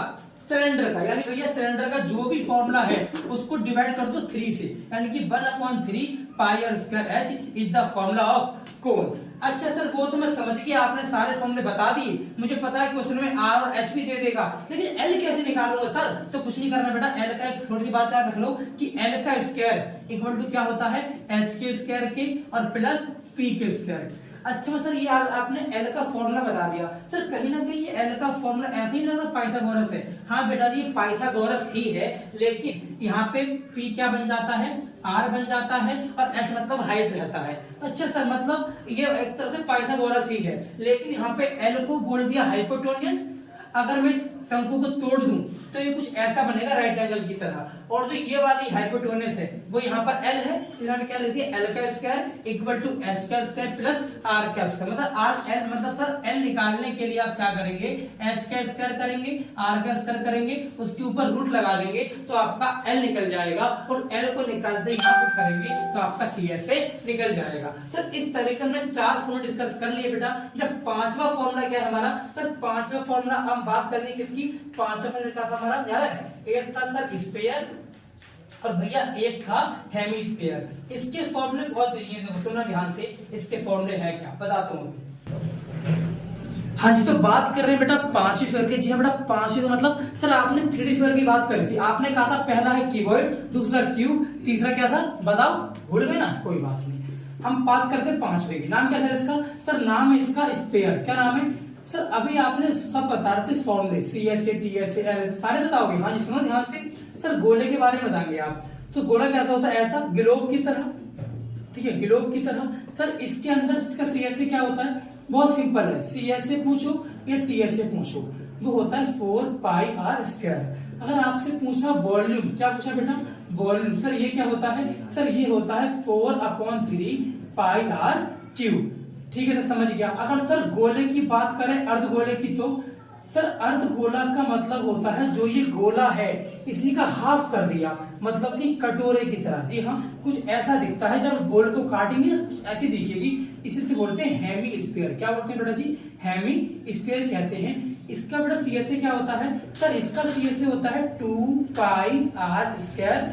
सर इसका TSA क्या होता है, सर वो होता है 3 पाई आर स्क्वायर। और इसका वॉल्यूम क्या होता है, 4 का आधा कर दो मतलब 2/3 पाई आर क्यूब। याद ये रखना है कि गोला अर्धगोला केवल ये 2 फिगर ऐसी हैं जिसमें आर का क्यूब करना पड़ता है, मतलब कि R इंटू आर करना पड़ता है। अदरवाइज बाकी जितने भी फॉर्मूले हैं उन सभी में वो R जो है वो R का स्क्वायर ही मैक्सिमम रहता है। ठीक है तो बच्चे हम भूल जाते हैं, बच्चे स्क्वायर लगाते हैं, गलती आप मत करना, स्क्वायर मत लगाना। ठीक है और क्लास 10th के अकॉर्डिंग बात करूं, हमारी बुक में बेटा एक्सरसाइज 12.1 है और एक 12.2 है। ठीक है जी ये 2 एक्सरसाइज है, इसमें करना क्या है याद रखना, सबसे जो इंपोर्टेंट क्वेश्चन है बेटा 12.1 का क्वेश्चन नंबर 6। जी हाँ मेडिसिन वाला याद है आपको, कैप्सूल वाला, हाँ यही वाली मेडिसिन कैप्सूल। ये कैप्सूल फैक्ट से एग्जाम में बहुत बार हो जाता है सर। इसके अलावा इसके लिए 12.2 से बेटा गुलाब जामुन, बिल्कुल मत भूलना भाई साहब, गुलाब जामुन एग्जाम में आता ही आता है। ठीक है बेटा एक क्वेश्चन गुलाब जामुन वाला और एक मेडिसिन वाला। इसके अलावा मैं कहूंगा 12.2 में आपको जो भी फिगर वाले क्वेश्चन दिखे, चाहे वो ऐसे करके एक पेन का वो है, इसके अंदर ऐसे करके एक फिगर बनी हुई है ना, एक ये वाला क्वेश्चन, एक ये वाला क्वेश्चन, एक मेडिसिन कैप्सूल वाला क्वेश्चन, तो ये सभी क्वेश्चन आप छोड़कर जाना मत, ये क्वेश्चन जरूर ट्राई करना। और हाँ 12.1 हो चाहे 12.2 हो, लास्ट के 5 से 6 क्वेश्चन जितने भी हैं लास्ट के यानी उल्टा चलेंगे आप, तो उल्टे जो है 5 से 6 क्वेश्चन आपको जरूर करने बेटा, ये एग्जाम में कई बार पूछे गए हैं।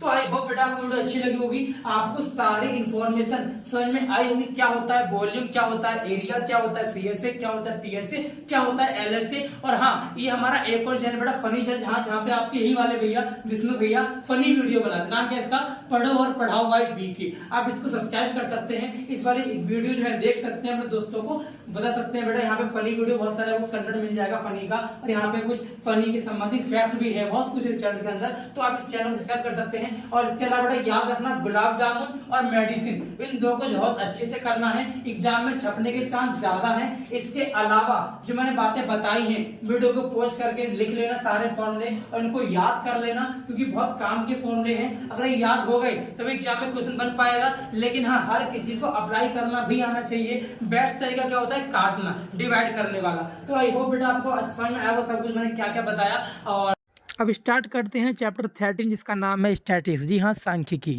इसका नाम क्या है बेटा? सांख्यिकी। जी हाँ, क्या नाम है इसका? सांख्यिकी, मतलब कि स्टैटिस्टिक्स नाम है सर। आज हम इसकी बात करेंगे। तो चैप्टर के अंदर क्लास 10 के लिए स्पेशली कुछ बातें हैं हमें ध्यान में रखनी है। सर वो कौन कौन सुनेंगे ध्यान से? ये चैप्टर कोई नया नहीं है बेटा, क्लास 9th में आपने चैप्टर पढ़ा था और सेम नाम से आपने पढ़ा था। लेकिन हाँ, क्या मैं ऐसा नहीं कहूँगा कि क्लास 9th में आपने पढ़ा, क्यों? क्योंकि आपने क्लास 6, 7, 8 से पढ़े आ रहे हो। सर हमने कि नाम तो पहली बार सुना है, हाँ मानता हूँ नाम पहली बार सुना है, लेकिन पहली बार ये नाम क्लास 9th में आया था। और ये नाम 6वीं से लेकर 8वीं तक की क्लास में बेटा डाटा हैंडलिंग नाम से होता है। जी हाँ बेटा, बिल्कुल सही सुना आपने, डाटा हैंडलिंग के नाम से हम इस चैप्टर को पढ़ते हैं। अच्छा सर, मतलब ये चैप्टर के अंदर वही सारी बातें हैं जो डाटा को हैंडल की जाती है? जी हाँ बेटा, इसके अंदर वही सारी बातें हैं कि डाटा को कैसे हैंडल किया जाता है। अब क्वेश्चन है जैसे बड़ी डाटा कि डाटा क्या है, कि सर आंकड़े क्या होते हैं। हिंदी वाले बच्चों के लिए इस चैप्टर का नाम था बचपन में आंकड़ों का प्रबंधन। क्या नाम था बेटा जी? आंकड़ों का प्रबंधन। तो यहाँ पे ये सीखना है कि डाटा को हैंडल कैसे करें। हमारे सामने बहुत बड़ा डाटा है, उन डाटा को बहुत आंकड़े हैं कि सपोज करो नेपाल की जनसंख्या इतनी है, चाइना की इतनी है, इंडिया की इतनी है, उन सभी जनसंख्या को मेजर करना। सपोज करो क्लास 10 के बच्चे हैं, क्लास 10 के हमारे स्कूल में 5 सेक्शन है, 5 सेक्शन में section A, section B, section C, section D, 4 section है। हर सेक्शन में अलग क्लास के बच्चे हैं। तो कहने का मतलब ये हुआ कि भैया किस तरीके से उन सभी बच्चों को मैं ये मैनेज करना चाहता हूँ कि कैसे इतने बच्चे, कितने बच्चे हैं ऐसे जिनकी हाइट 5 सेंटीमीटर से या फिर 5 फुट से ज्यादा है, ऐसा कुछ। तो सर इस सभी को अरेंज करना हमें चैप्टर सिखाने वाला है। अच्छा सर ये वही वाला चैप्टर है क्या? हाँ वही वाला है जो मैंने अपलोड कर रखा है। आप देख सकते हैं ये सभी वीडियो ऑलरेडी अपलोड थी। हाँ जी, वही चैप्टर बेटा जो हमने अपलोड कर रखा है, पार्ट 1, पार्ट 2, पार्ट 3 के नाम से ऑलरेडी वीडियो अपलोड है, आप देख सकते हैं। केवल 10 मिनट में समझा रखा है सारी बातें। लेकिन आज हम सिर्फ 1 शॉट में बात करेंगे कि किस तरीके से पूरे चैप्टर को समझना है, क्या क्या पढ़ना है। चलिए शुरू करते हैं। तो सर डाटा हैंडलिंग के अंदर मैंने कहा कि यहाँ पर हमारा 2 तरह की प्रेजेंटेशन है बेटा, एक है ग्राफिकल प्रेजेंटेशन और एक है टेबुलर प्रेजेंटेशन। जी हाँ बेटा जी, एक है टेबुलर प्रेजेंटेशन और एक है ग्राफिकल प्रेजेंटेशन। सर मतलब इसका बताएंगे? रुको जरा, अरे रुको जरा, सबर करो। कि सर जो इसका मतलब होता है टेबल। क्या होता है? टेबल। अच्छा सर उसकी बात तो नहीं कर रहे जो हमने क्लास 9th में टैली मार्क पढ़ा था? जी हाँ बेटा, उसी की बात कर रहा हूँ। यानी सर जो टैली मार्क होता है उसे हम टेबुलर प्रेजेंटेशन कहते हैं। जी हाँ बिल्कुल सही समझे बेटा। इसके अलावा सर जो ग्राफिकल जो प्रेजेंटेशन है, तो इसका मतलब क्या है? सर इसका मतलब इस चैप्टर के अंदर हम बहुत सारे ग्राफ पढ़ने वाले हैं। और ग्राफ कौन से होते हैं? चलिए बात करते हैं ग्राफ की। सर एक यहाँ पर हम पढ़ते हैं बार ग्राफ के बारे में बेटा। किसके बारे में? बार ग्राफ के। सर एक तो बार ग्राफ है, सर एक होता है डबल बार ग्राफ। क्या होता है बेटा? Double bar graph. तो हम ये पढ़ते हैं इसके अंदर। सर और क्या पढ़ते हैं? एक पढ़ते हैं बेटा जी हिस्टोग्राम। क्या पढ़ते हैं सर? एक पढ़ते हैं हिस्टोग्राम, इसे हिंदी में कहते हैं बेटा जी आयत चित्र। क्या पढ़ते हैं? आयत चित्र। और क्या पढ़ते हैं बेटा? और यहाँ पर क्या पढ़ते हैं बेटा जी? एक हम पढ़ते हैं पॉलीगन। क्या पढ़ते हैं बेटा? पॉलीगन, इसे हिंदी में कहते हैं बहुभुज। क्या कहते हैं बेटा? बहुभुज। सर और क्या पढ़ते हैं? सर इसके अलावा देखो एक बार ग्राफ, एक डबल बार ग्राफ, एक हिस्टोग्राम, एक पॉलीगन और एक होता है बेटा जी पाई चार्ट। क्या होता है? Pie chart. और जब यह करो वो दिन तो बहुत छोटे-छोटे क्लास में थे, 4वीं में थे, 5वीं में थे। ये जिंदगी में चैप्टर आपके फिर भी था, लेकिन वहां पर हमने क्या पढ़ा था याद आपको? हमने पिक्टोग्राफ पढ़ा था। याद आया? पिक्टोग्राफ पढ़ा था। तो ये सभी चीजें इस चैप्टर के अंतर्गत आती हैं। मतलब सर इस चैप्टर के अंदर इतनी सारी बातें में पढ़नी होती हैं। एक तो आपने बताया इस चैप्टर का मतलब है डाटा को हैंडल करना, कैसे डाटा को मैनेज करेंगे। फिर आपने कहा कि डाटा को मैनेज करने के लिए यहाँ पर 2 तरह की प्रेजेंटेशन है, एक का नाम है टेबल वाली और एक का नाम है ग्राफ वाली। तो भैया आपने कहा कि टेबल का मतलब क्या हो गया? टेबल का मतलब होता है टैली मार्क वाला हिसाब किताब। यहाँ पर क्या होता है? क्लास इंटरवल आता है और फ्रीक्वेंसी आती है। क्या आता है जी? क्लास इंटरवल यानी कि CI और F यानी कि फ्रीक्वेंसी आती है। सर इसके अलावा इसमें ग्राफिकल बातें हैं, उसमें अंदर क्या क्या आएगा, याद करो क्या होता है मैंने अभी, bar graph, double bar graph, histogram, polygon और पाई चार्ट। ठीक है सर। सर क्लास 10 के अकॉर्डिंग क्या पढ़ना है मुझे, बड़ा क्लास 10 के अकॉर्डिंग आपको टेलीमार्क नहीं पढ़ना है, ये हम बचपन में पढ़ के आते क्लास 9 में। सर यहाँ पे क्या क्या पढ़ना है, यहाँ बेटा जी एक आपको बार ग्राफ पढ़ना है, मान लो थोड़ी देर तक पढ़ना है, क्योंकि जब तक बार ग्राफ नहीं आएगा तब तक आपको हिस्टोग्राम नहीं आएगा। इसलिए भैया पहले आप मान लो बार ग्राफ सीखना है, इसके सीखना आपको हिस्टोग्राम सीखना है, उसके बाद पॉलीगन सीखना है, ये कुछ चीजें हैं। ठीक है, लेकिन जो यहाँ पर मेन टॉपिक आता है बेटा वो क्या है, वो यहाँ पर आता है बेटा जी मीन मीडियन मोड। जी हाँ बेटा जी, एक आता है मीन और एक आता है मीडियन और एक आता है मोड। जो बच्चा मीन मीडियन मोड को समझ गया समझो उसने चैप्टर कंप्लीट कर लिया। अच्छा सर मेरे लिए ऐसा कह सकते हैं इस चैप्टर में ग्राफ पे इतना फोकस नहीं है, ज्यादा फोकस 3 क्रम पर है, जिसका नाम है मीन मीडियन मोड। चलिए बात करते हैं करके बेटा होता क्या है मीन मीडियन मोड। अब एक एक करके बात करेंगे बेटा जी मीन मीडियन मोड के बारे में। जी हाँ बेटा जी सुनिए ध्यान से। सर ये है मीन और ये वर्ड है मीडियन और ये वर्ड है मोड। हमारे पास 3 वर्ड है सर, काम की बात समझना। मीन को डिनोट करते हैं एफ बार से, किससे करते हैं एफ बार से। सर मीडियन को डिनोट करते हैं एम से, किससे करते हैं एम से।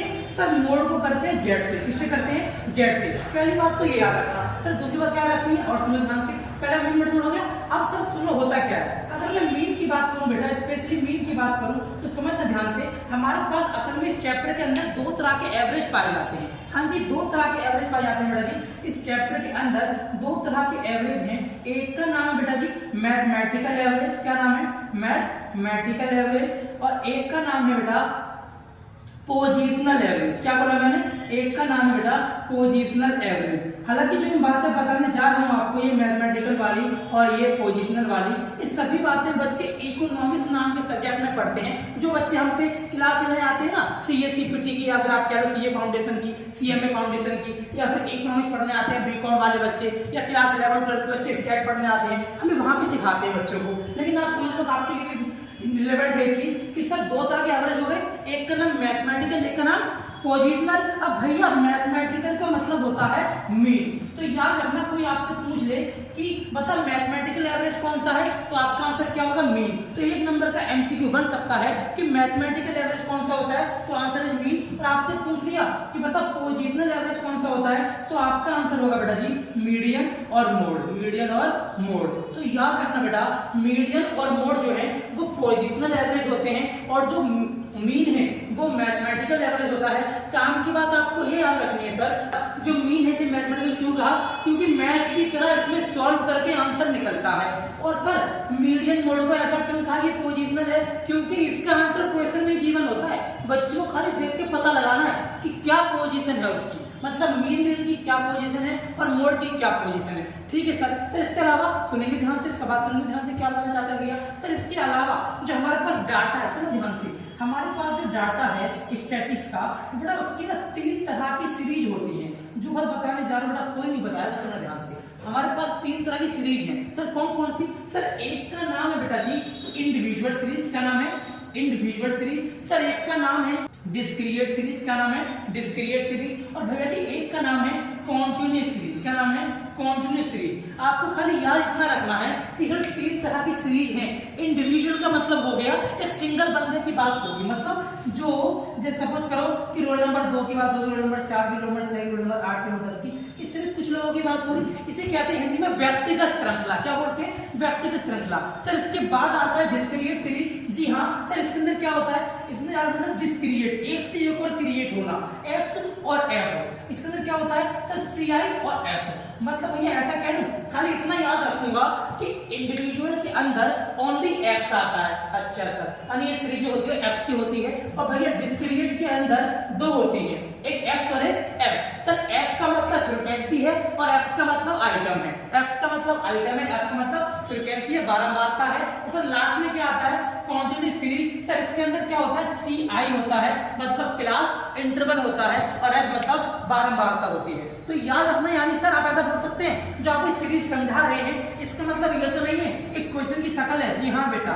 ये क्वेश्चन की शक्ल है। या तो क्वेश्चन ऐसा होगा या क्वेश्चन ऐसा होगा या क्वेश्चन ऐसा होगा। इन क्वेश्चन 3 तरीके से हो सकता है, तो इनको सॉल्व करने के लिए हमें इन तीनों को सॉल्व करके मीन, मीडियन, मोड का पता लगाना होता है। चलिए बात करते हैं मीन की। मीन है क्या? तो सर मीन का आपको फॉर्मूला पता ही होगा। क्या फॉर्मूला याद है आपको?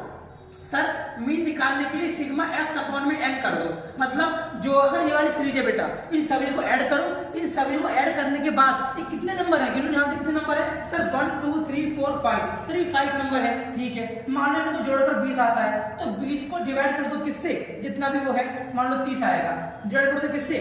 1 2 3 4 5 से डिवाइड कर दो। तो सर इसको डिवाइड करने के बाद जो आया वो आपका मीन आया। तो कहने का मतलब ये हुआ कि सर मीन निकालने के लिए एक्स का सम करूंगा। जी हाँ, एक वर्ड लिखा मैंने सिग्मा। इस सिग्मा का मतलब होता है बेटा जी समीशन, मतलब कि सम करना, जोड़ना। ओके सर, तो मीन निकालने के लिए उन सभी सीरीज को सम कर दिया और आपका आंसर आ गया क्या? मीन आ गया। ठीक है सर। सर मीन के बारे में बता रहे हो ना सर, क्या क्वेश्चन तीनों सीरीज में हो सकता है? जी हाँ, तीनों में हो सकता है। ठीक है, तो याद रखना जो मैथमेटिकल एवरेज वो मीन है, और मीन भी 3 तरह का है बेटा। एक है अर्थमेटिक मीन, एक है ज्योमेट्रिक मीन और एक है हार्मोनिक मीन। कौन सी बोला मैंने? Arithmetic mean, geometric mean, harmonic mean. हाँ, आपके लिए केवल अर्थमेटिक मीन है। क्लास 10th वाले बच्चों के लिए दोनों सीरीज में नहीं है, ना ही 11th वालों के लिए है। ये बच्चे बीकॉम में पढ़ते हैं ज्योमेट्रिक और हार्मोनिक। हमें केवल अर्थमेटिक मीन सीखना है। जो मैंने अभी आपको फॉर्मूला बताया वो अर्थमेटिक मीन का ही था। ठीक है भैया। सर मीन मोड में क्या है बताओ, करके बात करूंगा। पहले मीन आपको सिखा दूं। सर मीन के लिए याद रखना क्वेश्चन की शक्ल 3 तरीके से होगी। मैं आपको एक बार में फॉर्मूला लिख के दिखाता हूँ क्या होता है। हाँ जी, तो सर मीन के सुनना फॉर्मूले ध्यान से। सर इंडिविजुअल वाले के अंदर सुनो ध्यान से, होता क्या है सर, इसमें कुछ नहीं करना हमें। इसके अंदर सीधे सिग्मा एक्स करो और एन से डिवाइड कर दो, तो हमारा आंसर निकल जाएगा किसका? मीन का। अगर सर ये तो आपने तब बताया जब इंडिविजुअल वाली सीरीज हो। अगर मान लो सर ये वाली सीरीज नहीं आ गई, ये वाली आ गई, एक्स को करेंगे तो कुछ नहीं करना, पहले एफ को एक्स से कर दो मल्टीप्लाई, तो क्या आएगा? एफ एक्स आएगा। तो एफ एक्स बोल दो। आपकी बुक में क्लास 10th में नहीं बोलते एफ आई एक्स आई, क्या बोलते हैं? एफ आई एक्स आई। इसको डिवाइड करते हैं सिग्मा एफ से। किससे करते हैं? सिग्मा एफ से। बोल दो सिग्मा एफ आई से। यानी सर एफ आई एक्स आई को मल्टीप्लाई किया और सिग्मा एफ आई के सम से डिवाइड कर दिया, तो भी क्या निकल जाएगा? तो भी बेटा जी मीन निकल जाएगा। क्या निकल जाएगा? मीन निकल जाएगा। और सर ये वाली सीरीज तो बड़ा, इस वाली सीरीज के लिए हमें सबसे पहले बेटा, इस वाली सीरीज के लिए हमें सबसे पहले क्या निकालना होता है? m निकालना होता है। m मतलब मिड वैल्यू, इन दोनों के बीच का मिड वैल्यू। और हाँ, एक क्वेश्चन आपके मिड वैल्यू से आगे करने क्या है पता है? इसको क्लास मार्क भी बोलते हैं। क्या बोलते हैं जी? क्लास मार्क, मिड वैल्यू को। तो क्लास मार्क का फॉर्मूला होता है L1 प्लस L2 बटे में 2। सर L1 L2 का मतलब है, L1 बोलो तो लोअर लिमिट, सपोज यहाँ मैं लिख के दूं 10 से 20, मैं लिख के दिया 20 से 30, मैं लिख के दिया 30 से 40। तो सर जो आगे लिखा है वो लोअर लिमिट है, यानी कि इस वाले केस में सारे L1 है और ये सारे L2 है। और हमारा जो क्लास मार्क का कॉन्सेप्ट है, या फिर बोल दो M का मतलब है, वो इन दोनों को जोड़कर 2 से डिवाइड करने से आता है। अच्छा सर, मतलब अगर CLF गिवन होगा तो पहले M निकालूंगा, M निकालने के लिए दोनों को सम करूंगा और 2 से डिवाइड कर दूंगा, तो m आ जाएगा। और m निकलने के बाद बेटा f को m से मल्टीप्लाई कर देना, उसको इसको जोड़ देना, और जोड़ने के बाद जो भी आएगा उसको आप अगेन सिग्मा f से डिवाइड कर देंगे। अच्छा सर, मतलब बोल सकते हैं मीन निकालने का फॉर्मूला हो जाएगा सिग्मा एफ आई एम, या फिर बोले तो एफ एम बटे में सिग्मा एफ आई।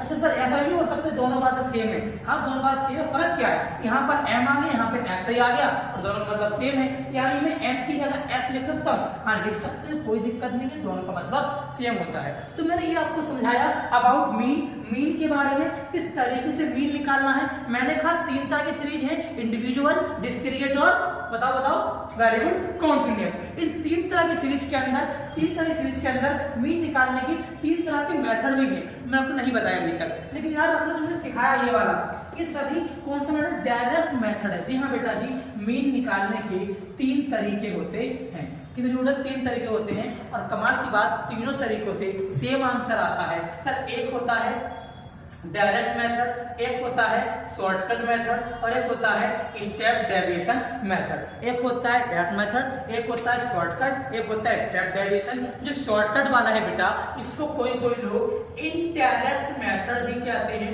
कोई इसको बेटा क्या बोलता है? तो किसको बोलता है एज्यूम मीन मेथड। क्या बोलता है एज्यूम मीन मेथड, मतलब एज्यूम करना पड़ता है इसके अंदर। तो याद रखना, आई डोंट नो आपकी सीरीज में है या नहीं है, लेकिन एग्जाम में बहुत कम आता है ना। आपसे वो कहता है इस वाली विधि से करो, फिर भी आपसे करने को कहते हो कर सकते हैं। तो नॉर्मली आप क्या करना, अगर आपको मान लो लघु विधि से आ गया, हिंदी में कहते हैं लघु विधि, इसे कहते हैं प्रत्यक्ष विधि, इसे कहते हैं लघु विधि, इसे कहते हैं पद विचलन विधि। क्या बोलते हैं पद विचलन विधि। उसमें क्या करना होता है, कुछ नहीं, ए को ऐड कर दो sigma F I D I और डिवाइड कर दो सिग्मा एफ आई से। तो सर इसमें इसका मतलब डी आई क्या होता होगा, डी आई निकालने के लिए बेटा जी डी आई का मतलब होता है डेविएशन, यानी एफ वाली सीरीज में से ए को माइनस कर दो। अब भैया जी ए क्या होता है, सर ए का मतलब है एज्यूम मीन, इसी को कल्पित माध्य कहते हैं। अपनी मर्जी से कुछ भी लेट कर लो ए, तो कहां से लेट करेंगे, हमेशा एक्स में से लेट करेंगे, मतलब एक्स में से मानेंगे ए को, और ए मानने के बाद डी आई निकालने के लिए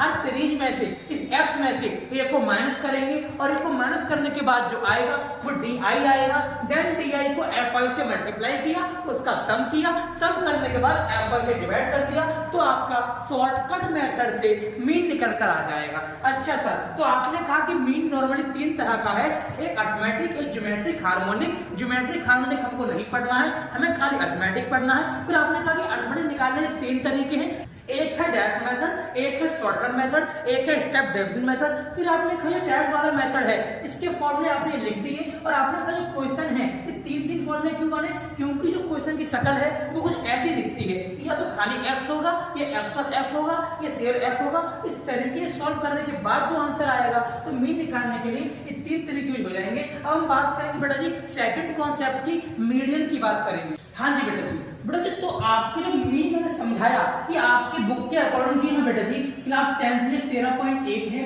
एक 13.2 है, एक 13.3 है। अकॉर्डिंग टू न्यू बुक के अकॉर्डिंग बेटा जी जो पहला कॉन्सेप्ट है 13.1 की बात कर रहा है, वो मीन की बात कर रहा है। यानी जो मैंने बातें आपको सिखाई वो सभी मीन के अंदर है, और 13.1 में क्वेश्चन नंबर 1 से लेकर 9 तक है। इसके बाद 13.2 का कॉन्सेप्ट बेटा जी वो बिलोंग करता है बहुलक से। किससे, बहुलक से। बड़े तो मोड की बात करते हैं, तो मीन को हिंदी में कहते हैं माध्य या फिर समांतर माध्य, और मोड को कहते हैं बहुलक, और माध्यक मतलब होता है मीडियन। तो मैं क्या सोच रहा हूँ कि मीडियन से पहले आपको मोड बताता हूँ। क्यों, क्योंकि 13.1 का मैंने आपको समझा दिया कि मीन कैसे निकालते हैं। अब 13.2 की बात करते हैं, मोड कैसे निकालते हैं। मोड तो भाई साहब हल्का है, बहुत ज्यादा इजी है, इतना इजी है कि देखते ही खा जाओगे जो कैसे खाना है। सर अगर मोड की बात करो तो पहली बात तो कि मोड को नोट करना है जेड से, दूसरी बात सर दूसरी बात सुनो ध्यान से, रुको जरा सबर करो।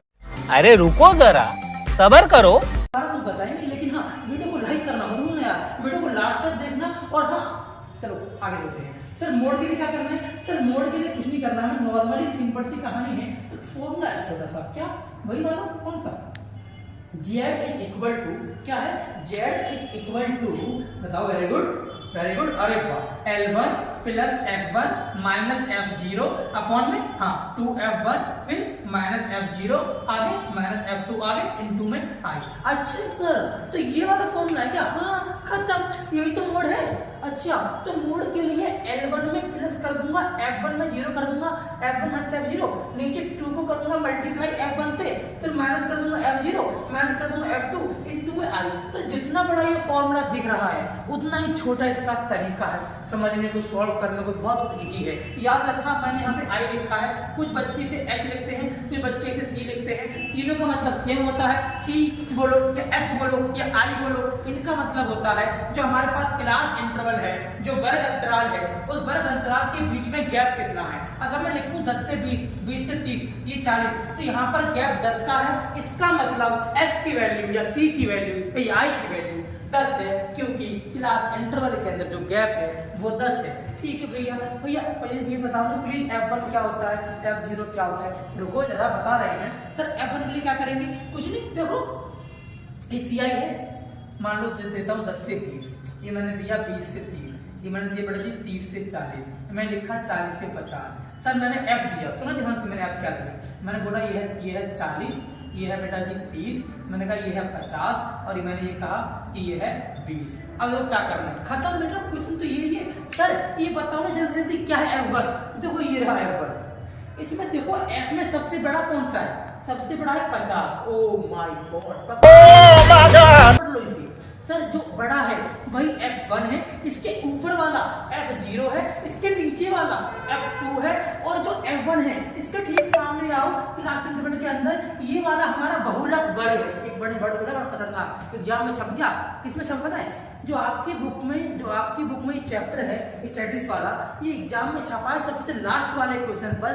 किस स्टडी के अंदर आपसे ये पूछ लिया गया कि बताओ बहुलक वर्ग क्या होता है, तो आप क्या बताएंगे? F1 के ठीक सामने जो लाइन है 30 से 40 वाली, वो बहुलक वर्ग है। इसकी निचली सीमा है वो 30 है, इसकी ऊपरी सीमा है वो 40 है। इसमें जो क्लास मार्क है 40 प्लस 30 70 डिवाइड बाय 2 35 है। बहुत सारे क्वेश्चन यहाँ से बनेंगे। अब भैया बताओ ना काम की बात, जो पहले लिखा है वो L1 है। अच्छा सर जी तो हो गया सेकंड में, और क्या ये शुरू होते ही खत्म हो गया? भाई ये तो शुरू होते ही खत्म हो गया है। देखो कैसे हुआ, L1 की वैल्यू 30, यहाँ रख दिया 30।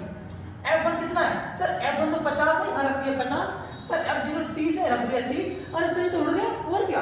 F1 भी पता है, F2 भी पता है, F0 भी पता है, तीनों बातें पता है। जस्ट पुट करके सॉल्व करना है। L1 भी पता है 30, H की जगह देख लो कितना गैप है, 10 से 20 20 30, तो 10 का गैप है, यानी यहाँ पे रख दिया, आपका आंसर आपके सामने आ जाएगा। तो ये मैंने आपको सिखाया मोड के बारे में, किस तरह से मोड का फॉर्मूला अप्लाई करना है, किस तरह से मोड करना है। आपके एग्जाम में ना तो मैंने कभी तक ये वाली सीरीज देखी ना ये देखी, लेकिन हो सकता है ये 2 सीरीज में एग्जाम में आ जाए। तो हाउ बेटा वीडियो आपको अच्छी लग रही होगी, यहाँ तक वो पल्ले पड़ रहा होगा कि मैं क्या क्या सिखाना चाह रहा हूँ। मैंने सबसे पहले 13.1 का कॉन्सेप्ट सिखाया जो कि मीन था। अब मैंने आपको 13.2 का सिखाया जो कि मोड है। इसके बाद हम बात करेंगे अब 13.3 के कॉन्सेप्ट की। इसके अंदर क्या सीखना है बेटा जी? मीडियन सीखना है। स्टार्ट करते हैं मीडियन को बेटा। तो बेटा जी बात करें माध्यक की, जी हाँ माध्यक बोलूं या माध्यिका बोलूं या मीडियन बोलूं, तीनों का मतलब सेम है। और मीडियन का मतलब क्या है? मिड वैल्यू भी होता है। क्या होता है? मिड वैल्यू, मतलब कि बीच की वैल्यू भी होता है। और सर मिड वैल्यू के लिए हमें क्या करना होता है, हम सुनना ध्यान से क्या करना होता है। तो सर ये पहली बात तो ये कि 13.3 का कॉन्सेप्ट है वो बात करता है किसकी? मीडियन की। आज सिखाने जा रहे हैं मीडियन के बारे में। तो करना क्या है सर? मीडियन का कोई फॉर्मूला है? हाँ जी बहुत बड़ा फॉर्मूला है। तो क्या फॉर्मूला है? L1 plus N/2 minus CF upon में F इंटू में H। तो सर इतना बड़ा फॉर्मूला मीडियन का है, हमें समझना केवल यही है। क्या समझना है? हमें खाली इतना समझना है कि केवल मीडियन ही एकमात्र ऐसा कॉन्सेप्ट है जहां पर हमें CF निकालना पड़ेगा। क्या बोला मैंने? CF, जी हाँ, दैट इज क्यूमुलेटिव फ्रीक्वेंसी निकालनी पड़ेगी। और क्यूमुलेटिव फ्रीक्वेंसी को हिंदी में कहते हैं बेटा संचयी बारंबारता। क्या बोलते हैं बेटा जी? संचयी बारंबारता। और सर ये कैसे निकालते हैं? सपोज को मैं क्वेश्चन देता हूँ आपको, मैंने दिया 10 से 20, 20 से 30, 30 से 40, 40 से 50, 50 से 60। मैंने आपको यहाँ लिखते 40 30, यहाँ लिख दिया 20, यहाँ 10, यहाँ लिख दिया मान लो 25। अब देखो करना क्या है सर, ये CI है और ये F है। सबसे पहला काम आपका क्या है? CF निकालना। जी हाँ बेटा सही सुना आपने। सबसे पहला काम जब भी आप मीडियन निकालेंगे और सीरीज होगी ये वाली CI वाली सीरीज होगी, मैं बात करूं केवल कॉन्टिन्यूस सीरीज बात करूं बेटा। अगर कॉन्टिन्यूस सीरीज होगी और क्वेश्चन ने बोल दिया मीडियन निकाल, क्योंकि हमारे 13.3 के अंदर ज्यादा जो कॉन्सेप्ट है मीडियन का वो क्लास इंटर वाली सीरीज का ही है। ठीक है, तो मेरा क्लास 10th वाले बच्चों के लिए केवल ना ये वाली सीरीज आपके एग्जाम में है। कौन सी? कॉन्टिन्यूस सीरीज, केवल इसकी बात होती है। तो सर इसके अंदर से पहला काम क्या आपका? जब भी क्वेश्चन में CI गिवन होगा और F गिवन होगा, आपका पहला काम है संचयी बारंबारता फाइंड करना, मतलब कि क्यूमुलेटिव फ्रीक्वेंसी फाइंड करना। सर वो कैसे निकालते हैं? सबसे पहले टर्म क्या है यहाँ पर? 40, यानी कि पहले आएगा 40, उसके जस्ट बाद 40 प्लस 30 कितना आएगा? 70, 70 20 90, 90 10 100, 100 प्लस 25 दैट इज 125। तो इस तरीके से भैया CF निकाला जाता है। ठीक है, जिसे याद रखना केवल माध्यिका या फिर माध्यक या फिर मीडियन ये ऐसा कॉन्सेप्ट है जिसके अंदर हमें कुछ नहीं करना, पहले क्या निकालना है? सबसे पहला काम है CF निकालना। जैसे ही CF निकल गया, निकालते कैसे हैं? सर F को जोड़ना पड़ता है, यानी कि पहले टर्म पे 40 रहता है, उसके बाद इस वाले टर्म में 40 में 30 जोड़ते हैं, देन जो भी आता है उसमें ऐसे करके ऐड करते रहते हैं। और हर खास बात जो CF की सबसे लास्ट वाली टर्म है 125, ये इसके सम से मैच होनी चाहिए। अच्छा सर मतलब ये कहना चाहते हो कि last term in CF equal to sigma F। जी हाँ, सिग्मा F का सम जो होगा वो CF के सबसे लास्ट टर्म से मैच करेगा। अगर ऐसा हो रहा है दैट मींस कि आप सवाल बिल्कुल ठीक कर रहे हैं। इसके बाद क्या करना है? इसके बाद जस्ट आपको पता लगाना है माध्यक वर्ग का। सर दो कैसे लगाएंगे? देखो बहुत सिंपल है, जो भी आपका सिग्मा F आया है आप इसका क्या करेंगे? N/2 कर देंगे। इस कॉन्सेप्ट के अंदर n का मतलब सिग्मा f है। क्या है बेटा जी? Sigma f। मतलब भैया जो भी सिग्मा f आएगा उसको 2 डिवाइड किया, 2 से डिवाइड, मान लो कि 60 आ रहा है तो 60 को मैं डिवाइड कर दिया 2 से, कितना आया? 30 आया। अब कुछ नहीं करना, जैसे 30 आया उस 30 में आपको ये देखना है कि वो 30 CF के अंदर कहां पे लाई करेगा। सपोज करो यहाँ पे लाई करता है तो इसके ठीक सामने वाला क्या होता है? ये होता है माध्यक वर्ग। इसके ठीक सामने F, इसके ऊपर वाला CF। यानी कि सर आपको यहाँ पर F चल गया पता, CF भी पता चल गया, F भी पता है, CF भी पता है और L1 भी पता है। दैट मींस कि सर जस्ट आप यहाँ पे पुट करना है आपको फॉर्मूले में L1 की जगह L1 की वैल्यू n/2 क्या आएगा? 30 आएगा, 30 आएगा। देन माइनस करना है CF और अपॉन में जो भी फ्रीक्वेंसी का F यहाँ पे आएगा वो F की वैल्यू यहाँ पर और इनटू कर देंगे H से। मैंने समझाया था कि H क्या होता है? H मतलब वर्ग का जो हाइट है वो, यानी class height, that means gap of the class interval. देखो 10 से 20 कितना गैप है? 10 का गैप है ना, यानी H की वैल्यू कितनी हो जाएगी? 10 हो जाएगी। जस्ट यहाँ पे पुट करने में जो आंसर आएगा वो किसका आएगा बेटा जी? वो आएगा मीडियन का। तो इस तरीके से आपने सिखाया कि किस तरह से मीन और मीडियन और मोड निकालते हैं। मीन आपकी बुक के अकॉर्डिंग 13.1 के मीन में बिलोंग करता है, यानी कि 13.1 के अंदर मीन की बात हो रही है, 13.2 के अंदर मिडिल की बात हो रही है, 13.3 के अंदर बेटा मोड की बात हो रही है। तो एग्जाम में क्वेश्चन आने वाले हैं, सुनना ध्यान से कौन कौन से क्वेश्चन आएंगे वो डिस्कस करता हूं, उसके बाद वीडियो खत्म करता हूं।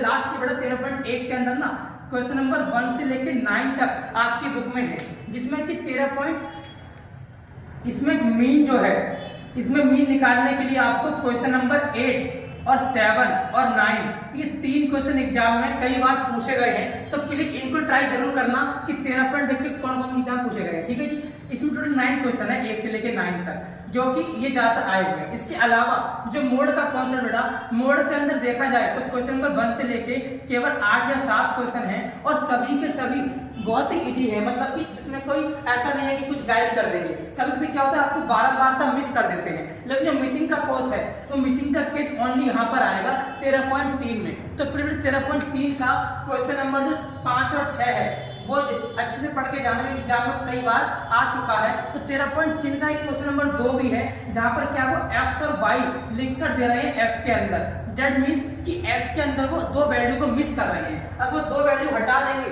तो उन 2 वैल्यू को सॉल्व कैसे करना है वो सभी बात आपको सिखाएंगे। ये हमारी इंस्टाग्राम आईडी आप लोग फॉलो कर सकते हैं और यहाँ पर कोई आपको क्वेश्चन पूछना हो तो क्वेश्चन आप पूछ सकते हैं कि भाई अगर समझ नहीं आ रहा है, आपको सारे डाउट की क्लैरिटी 1 सेकंड के अंदर आपको रिप्लाई मिल जाएगा। तो ये सारी बातें थी बेटा चैप्टर 13 के अंदर। आई होप आपको वीडियो अच्छी लगी होगी। वीडियो को लाइक करना मत भूलना, सभी दोस्तों को फैला दो, बता दो कि भैया इस वाले चैनल के ऊपर सारी वीडियो मिलेंगी। जी हाँ, चलिए अब स्टार्ट करते हैं लास्ट चैप्टर। जी हाँ, जिसका नाम क्या है बेटा पता ही होगा आपको, जिसका नाम है प्रोबेबिलिटी प्रायिकता। लास्ट चैप्टर पे आ चुके हैं बेटा। जी हाँ, लास्ट चैप्टर का नाम क्या बेटा? प्रोबेबिलिटी। जी हाँ, आज के हमारे टॉपिक है बेटा, नाम क्या है इसका? प्रोबेबिलिटी। मतलब इसको हिंदी में कहते हैं प्रायिकता। क्या बोलते हैं सर? इसको हिंदी में सर कहते हैं प्रायिकता। आज हम इस टॉपिक की बात करेंगे, लेकिन हाँ इससे पहले जो अगर आपने अभी तक चैप्टर 1 से लेके, आपको यही नहीं पता कि हमने चैप्टर 1 से लेके 13 तक सारी वीडियो अपलोड कर दी है, तो please kindly check the description. यहाँ पे आपको सारी वीडियो की लिस्ट मिल जाएगी, आप देख सकते हैं हमारी सारी वीडियो अपलोड है 1 से लेके 13 तक। अब चैप्टर 14 हम आ चुके हैं, सुनेंगे ध्यान से। प्रोबेबिलिटी होता क्या है, तो चलिए शुरू करते हैं।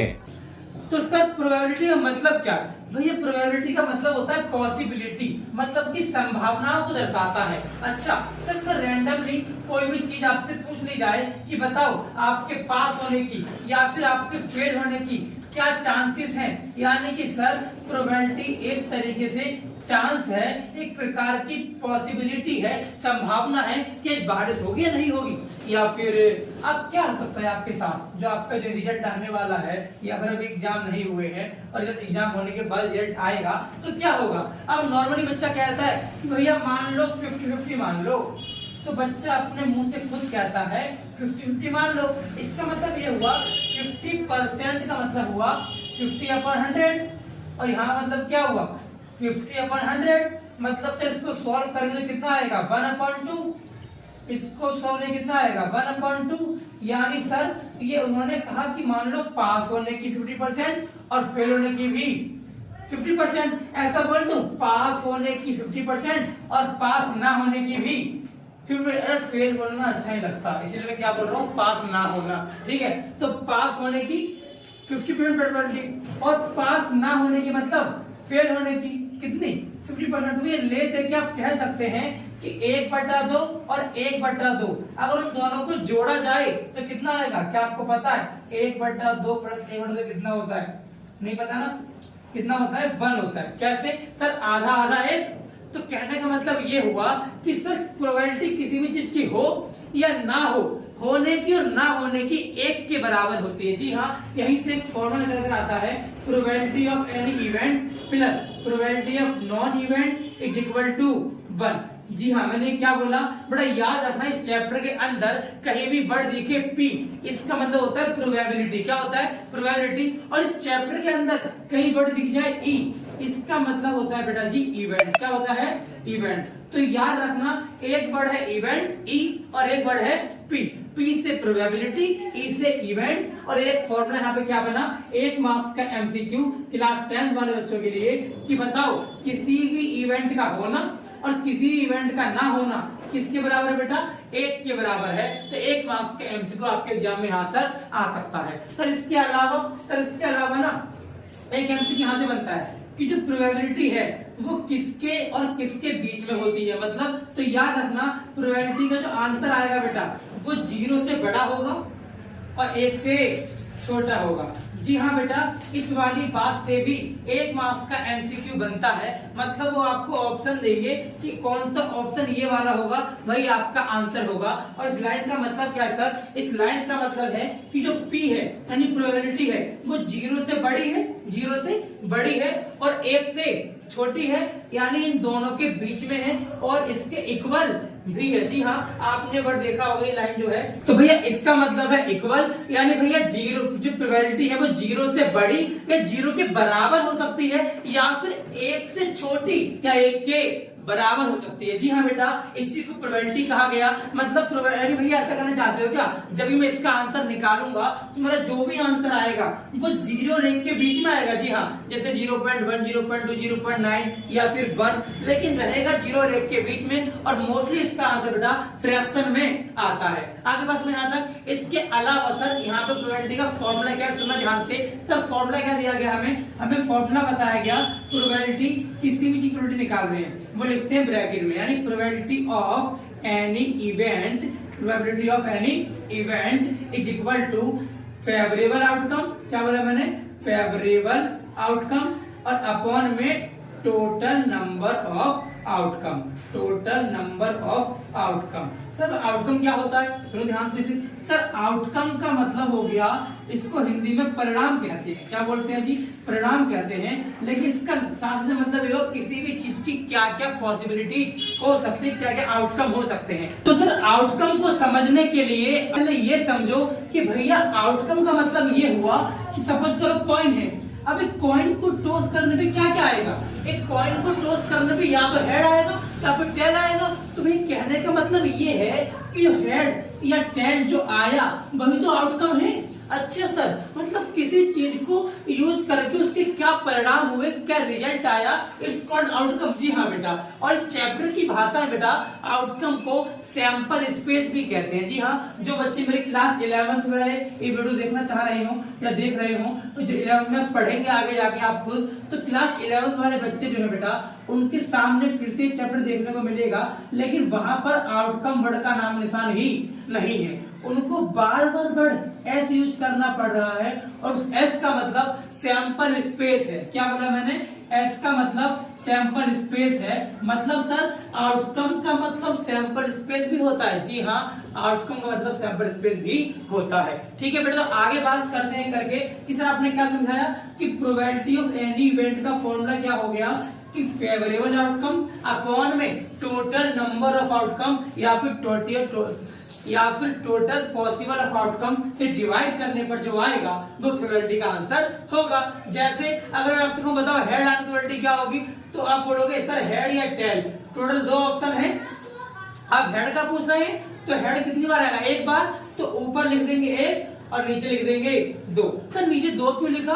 क्योंकि या तो हेड आएगा फिर टेल आएगा, दोनों में से कोई एक आएगा ना, इसीलिए नीचे ऊपर मैंने 1 लिखा और नीचे 2 लिखा क्योंकि टोटल आउटकम 2 है। आगे बात यहाँ तक। सर इसके बाद हम बात करेंगे कि कौन कौन से टॉपिक हमें इस चैप्टर के अंदर पढ़ने हैं। मेनली सुनना ध्यान से, हमें मेनली बेटा यहाँ पर 4 बातें पढ़नी है। सर पहली बात है, आपके माइंड में नंबर सिस्टम बहुत अच्छे से आना चाहिए। जी हाँ बेटा, इस चैप्टर को समझने के लिए आपको मैथ की बेसिक नॉलेज, मतलब कि इवन नंबर क्या होता है, ओड नंबर क्या होता है, प्राइम नंबर क्या होता है, ये सभी बातें पता होनी चाहिए। सर इसके अलावा बेटा यहाँ पर एक कॉइन का कॉन्सेप्ट है। जी हाँ, एक सिक्कों का कॉन्सेप्ट है, आपको वो पता होना चाहिए। और बेटा इसके अलावा इस चैप्टर के अंदर एक डाइस का कॉन्सेप्ट है, यानी कि हिंदी में कहते हैं पासा, गोटा, लूडो का गोटा वाला ना, उसे कहते हैं लूडो वाले को डाइस। तो इसके अलावा एक यहाँ पर कार्ड का कॉन्सेप्ट है। जी हाँ, नॉर्मली टोटल ये 4 बातें अगर आपने सीख ली तो समझ लो कि पूरा चैप्टर आपके लिए हलवा बन गया भाई साहब, देखते ही खा लोगे। कि 4 चीज समझनी है आपको। क्या? पहला नंबर सिस्टम, कि नंबर जो होते हैं, ओड नंबर क्या, इवन नंबर क्या, प्राइम नंबर क्या, ये सभी बातें। तो ये सभी बातों के लिए समझने के लिए आप हमारी ये वाली वीडियो रेफर कर सकते हैं। इस वाली वीडियो मैंने आपको बेसिक से सारा बता रखा है। हाँ, ये पुराने जमाने की वीडियो है, जब कोरोना आया था मैंने उस टाइम बनाई थी। खैर वहाँ पे कोई दिक्कत नहीं, आपको समझ में आ जाएगा। मैंने वो कॉपी पर लिख के समझा रखा है, लेकिन बहुत ही बेहतरीन समझाया बेटा। ठीक है सर, इसके अलावा भी कहना चाह रहे हो कि मैं सीखना है कॉइन के बारे में, और बताओ डाइस के बारे में, कार्ड के बारे में, और नंबर तो हम आपकी इस वाली वीडियो सीख ही लेंगे। ठीक है, क्योंकि बात करने से पहले हम बात करेंगे बेटा कॉइन की। हाँ जी, तो मैंने कहा कि हमें टोटली 4 कॉन्सेप्ट सीखने हैं। हम बात करते हैं बेटा कॉइन के कॉन्सेप्ट की। जी हाँ, कॉइन के कॉन्सेप्ट की बात करेंगे। जो कॉइन में नॉर्मली हमें 3 चीज सीखनी है। सर क्या क्या? एक तो हम क्या कर रहे हैं, एक कॉइन को 1 टाइम टॉस कर रहे हैं। क्या बोला मैंने? एक कॉइन को 1 टाइम टॉस कर रहे हैं। फिर मैंने कहा मैं उसी कॉइन को 2 बार उछाल रहा हूँ, 2 टाइम टॉस कर रहा हूँ। ये मैंने कहा मैं उस कॉइन को 3 टाइम टॉस कर रहा हूँ। क्या कहा मैंने? एक कॉइन को 3 टाइम टॉस कर रहा हूँ। सर मेनली मुझे ये पता होना चाहिए जब कॉइन को टॉस करते हैं तो कितने आउटकम आते हैं। सर मतलब ये कहना चाहते हो आपको टोटल आउटकम पता होने चाहिए। जी हाँ, जैसे ही मुझे इतनी बात पता होगी तो according to my probability formula मैं नीचे की वैल्यू डाल दूंगा। हाँ सर, अभी आपने समझाया था कि प्रोबेबिलिटी का फॉर्मूला होता है फेवरेबल अपॉन में टोटल। तो अगर आपने ये पता कर लिया कि एक कॉइन को एक बार उछाला तो क्या क्या आएगा, मतलब कितने आउटकम आएंगे, तो उस चीज को नीचे लिख देंगे। जी हाँ, बिल्कुल सही समझ बेटा, बिल्कुल सही समझ, आप यही करना है हमें। यानी भैया अगर मैं एक कॉइन को एक बार उछालूं तो आपने अभी तो बताया था या तो हेड आएगा या फिर टेल आएगा। जी हाँ बेटा, जब कॉइन को एक बार टॉस करते हैं या तो हेड आता है या फिर टेल आता है। सर अगर क्वेश्चन ऐसा बोले एक सिक्के को 2 बार उछाला बेटा, या एक सिक्के को 2 बार उछाल दो, या 2 सिक्कों को एक बार उछाल दो, क्वेश्चन दोनों में से कोई सा ही वर्ड यूज कर सकता है। लेकिन उसके लिए आंसर क्या होगा देखना, ये अब सिखाने वाला हूँ आपको। सर जो 2 टाइम वाला कॉन्सेप्ट है, इसमें कुछ नहीं करना। बच्चे यहाँ कंफ्यूज रहते हैं, बच्चे को कहते हैं बोलते हैं भैया एक HH आएगा, एक HT आएगा, एक TH आएगा, एक TT आएगा। अरे हमें ना इससे बेटर तरीका सीखना है, एक इससे अच्छा तरीका आपके लेके आऊं। सुनना ध्यान से, वो तरीका क्या है। देखो जी, हम क्या करेंगे, अपनी मर्जी से यहाँ लिखेंगे 1, यहाँ लिखेंगे 2। अब समझना क्या तरीका आपको सिखाने जा रहा हूँ। ये तरीका आपको कोई नहीं बताएगा बेटा, इस तरीके से हम सारी बातें निकाल लेंगे। याद रखना, जब भी कॉइन का केस आएगा तो कॉइन के केस में अपने मन में सेट कर लो एक फॉर्मूला है 2 की पावर n। जी हाँ, क्या है बेटा फॉर्मूला? 2 की पावर n। सर इसका मतलब क्या है? सर इसका मतलब है n मतलब number of toss, number of उछालना। अच्छा सर मतलब अगर एक बार उछाला तो यहाँ पे 2 की पावर 1 लिख दो। जी हाँ, अगर आपने एक बार टॉस किया है तो 2 की पावर 1 लिखो और टोटल आउटकम कितने आ गए? 2। सर जो 2 की पावर n है ना, एक टोटल आउटकम का फॉर्मूला है। अच्छा मतलब अगर n की जगह 1 लिखा, इसका मतलब ये एक बार उछाला और आंसर आया 2, यानी कि टोटल आउटकम 2 हो गए। हाँ जी, अगर आपने 2 बार उछाला तो 2 की पावर 2, यानी टोटल आउटकम 4 हो गए। अगर सर आपने 3 बार टॉस किया तो 2 की पावर 3, यानी टोटल आउटकम 8 हो गए। अच्छा सर, यानी इस तरीके से मैं टोटल आउटकम बता कर सकता हूँ। भैया इसके बाद क्या करूंगा, आप बताओ ना 1 2 वाला क्या था ये, देखो कुछ नहीं करना, ये 1 है तो एक बार लिखो हेड, एक बार लिखो टेल, एक बार लिखो हेड, एक बार लिखो टेल। सर आपने 4 बार क्यों लिखा, क्योंकि मैंने पहले ही पता लगा लिया 2 की पावर 2 मतलब 4 होता है, यानी कि सारे टोटल आउटकम होंगे वो 4 ही आएंगे, इसीलिए मैंने यहाँ पर हेड या टेल लिख दिया। और भैया 2 में आप क्या लिखोगे बेटा, मैं 2 में लिखूंगा 2 बार हेड और 2 बार टेल, क्या लिखूंगा 2 बार हेड और 2 बार टेल लिखूंगा। अच्छा सर, मतलब आपने ना वो याद करने से अच्छा आपने तरीका बना दिया, किस तरीके से हम 4 पता कर सकते हैं। एक हो जाएगा हेड हेड, एक आ जाएगा हेड टेल, एक टेल हेड और एक टेल टेल। हालांकि बच्चे कहते हैं सर ये तो इजी है, तो याद ही कर लेंगे, अगर ये कर लेंगे वो कर लेंगे तो अपने आप सवाल करते करते याद हो जाता है। लेकिन मैं कहूंगा कि आपको ये वाला याद तो हो सकता है, लेकिन यहाँ पे आप भटक जाओगे 3 टाइम टॉस का, क्योंकि वो एग्जाम में ऐसे ऐसे क्वेश्चन बनाते हैं कि बच्चा समझ ही नहीं पाता। इसीलिए बेस्ट तरीका क्या है, इनको याद करने से अच्छा इनको निकालना सीखो, जैसे मैं निकालना सिखा रहा हूँ कि कैसे निकालते हैं। ठीक है, इसके बाद हम बात करेंगे जो 3 टाइम टॉस की। तो इसका तरीका बहुत सिंपल है, यहाँ लिखा 1, यहाँ लिखा 2, 1 2 का 4, 1 2 का 4। तो कुछ नहीं करना सर, सबसे पहले ये पता होना चाहिए कि एक सिक्के को 3 बार टॉस करने पे टोटल कितने आउटकम आएंगे। तो मैंने पता लगाया 2 की पावर n होता है फॉर्मूला, यानी 2 की पावर 3, तो कितना आया था 8 आया था। यानी सर ये बात तो फिक्स हो गई कि 3 टाइम टॉस करने पे आउटकम आएंगे। तो अब वही करने वाला, यहाँ पे क्या था बिल्कुल वही करने वाला हूँ। पहले लिखूंगा head tail, head tail, head tail, head. Sir कितनी बार लिखेंगे तो बताओ, देख लो ना टोटल आउटकम कितने आए थे 8, तो 8 बार लिखेंगे। चेक करो 1 2 3 4 5 हो गए ना, 2 2 4 2 6 2 8। सर इसी अगर यहाँ पे क्या लिखोगे 2 में, बेटा 2 में लिखूंगा 2 बार हेड 2 बार टेल, 2 बार हेड और 2 बार टेल। अब भैया इसमें क्या लिखोगे 4 में, बेटा 4 में लिखूंगा 4 बार हेड और 4 बार टेल। अच्छा सर, मतलब ये तो बहुत इजी तरीका है। इस तरीके से आपने एक बार फिर से हमें ये सिखा दिया कि जब एक ही सिक्के को 3 बार उछाल दो या 3 सिक्के को 1 बार उछाल दो तो आपके सामने 8 केस निकल कर आएंगे। वो 8 के 8 केस आपके सामने लिखे हुए बेटा। दो, एक है HHH, एक है HHT, जी हाँ HHT, एक है HTH HTH, एक है HTT HTT, एक है THH THH, एक है THT THT, एक है TTH TTH, एक है TTT, एक क्या है TTT। आगे बात में यहाँ तक इतना कुछ सीखने के बाद हमने अभी तक ये सीखा कि कॉइन को कितनी बार टॉस किया जाए तो क्या क्या आउटकम आएंगे। लेकिन यहाँ से एक बहुत ही खतरनाक क्वेश्चन आता है पेपर में, वो 2 वर्ड लिख के देता है। या तो लिख के देगा बेटा एट लीस्ट, या लिख के देगा एट मोस्ट। हमें ये समझना बहुत जरूरी है। तो इसका मतलब क्या है बेटा जी, एट लीस्ट को हिंदी में कहते हैं कम से कम। क्या बोलते हैं? कम से कम। सपोज करो उसने बोला कि एट लीस्ट 1 हेड आना चाहिए। क्या बोला? कम से कम 1 हेड आना चाहिए। जब मैं सिक्के को उछालूं 3 बार, सुनना मेरी बात ध्यान से, मैंने कहा अगर सिक्के को 3 बार टॉस किया गया है तो बताओ ऐसी कितनी पॉसिबिलिटीज है, ऐसे कितने आउटकम आएंगे जिसमें क्या होगा, एट लीस्ट कम से कम 1 हेड आएगा। तो देख लो यहाँ पर सर, इसका मतलब क्या है? इसका मतलब है कम से कम, मतलब इससे ज्यादा भी हो सकता है। सपोज करो मैंने आपसे कहा मुझे कम से कम इस टाइम 50 रुपए की, मैंने क्या कहा कि मुझे कम से कम इस टाइम 50 रुपए की नीड है। इसका मतलब ये भी है कि कम से कम मुझे 50 तो चाहिए, इससे ज्यादा मिलने तो और अच्छी बात है।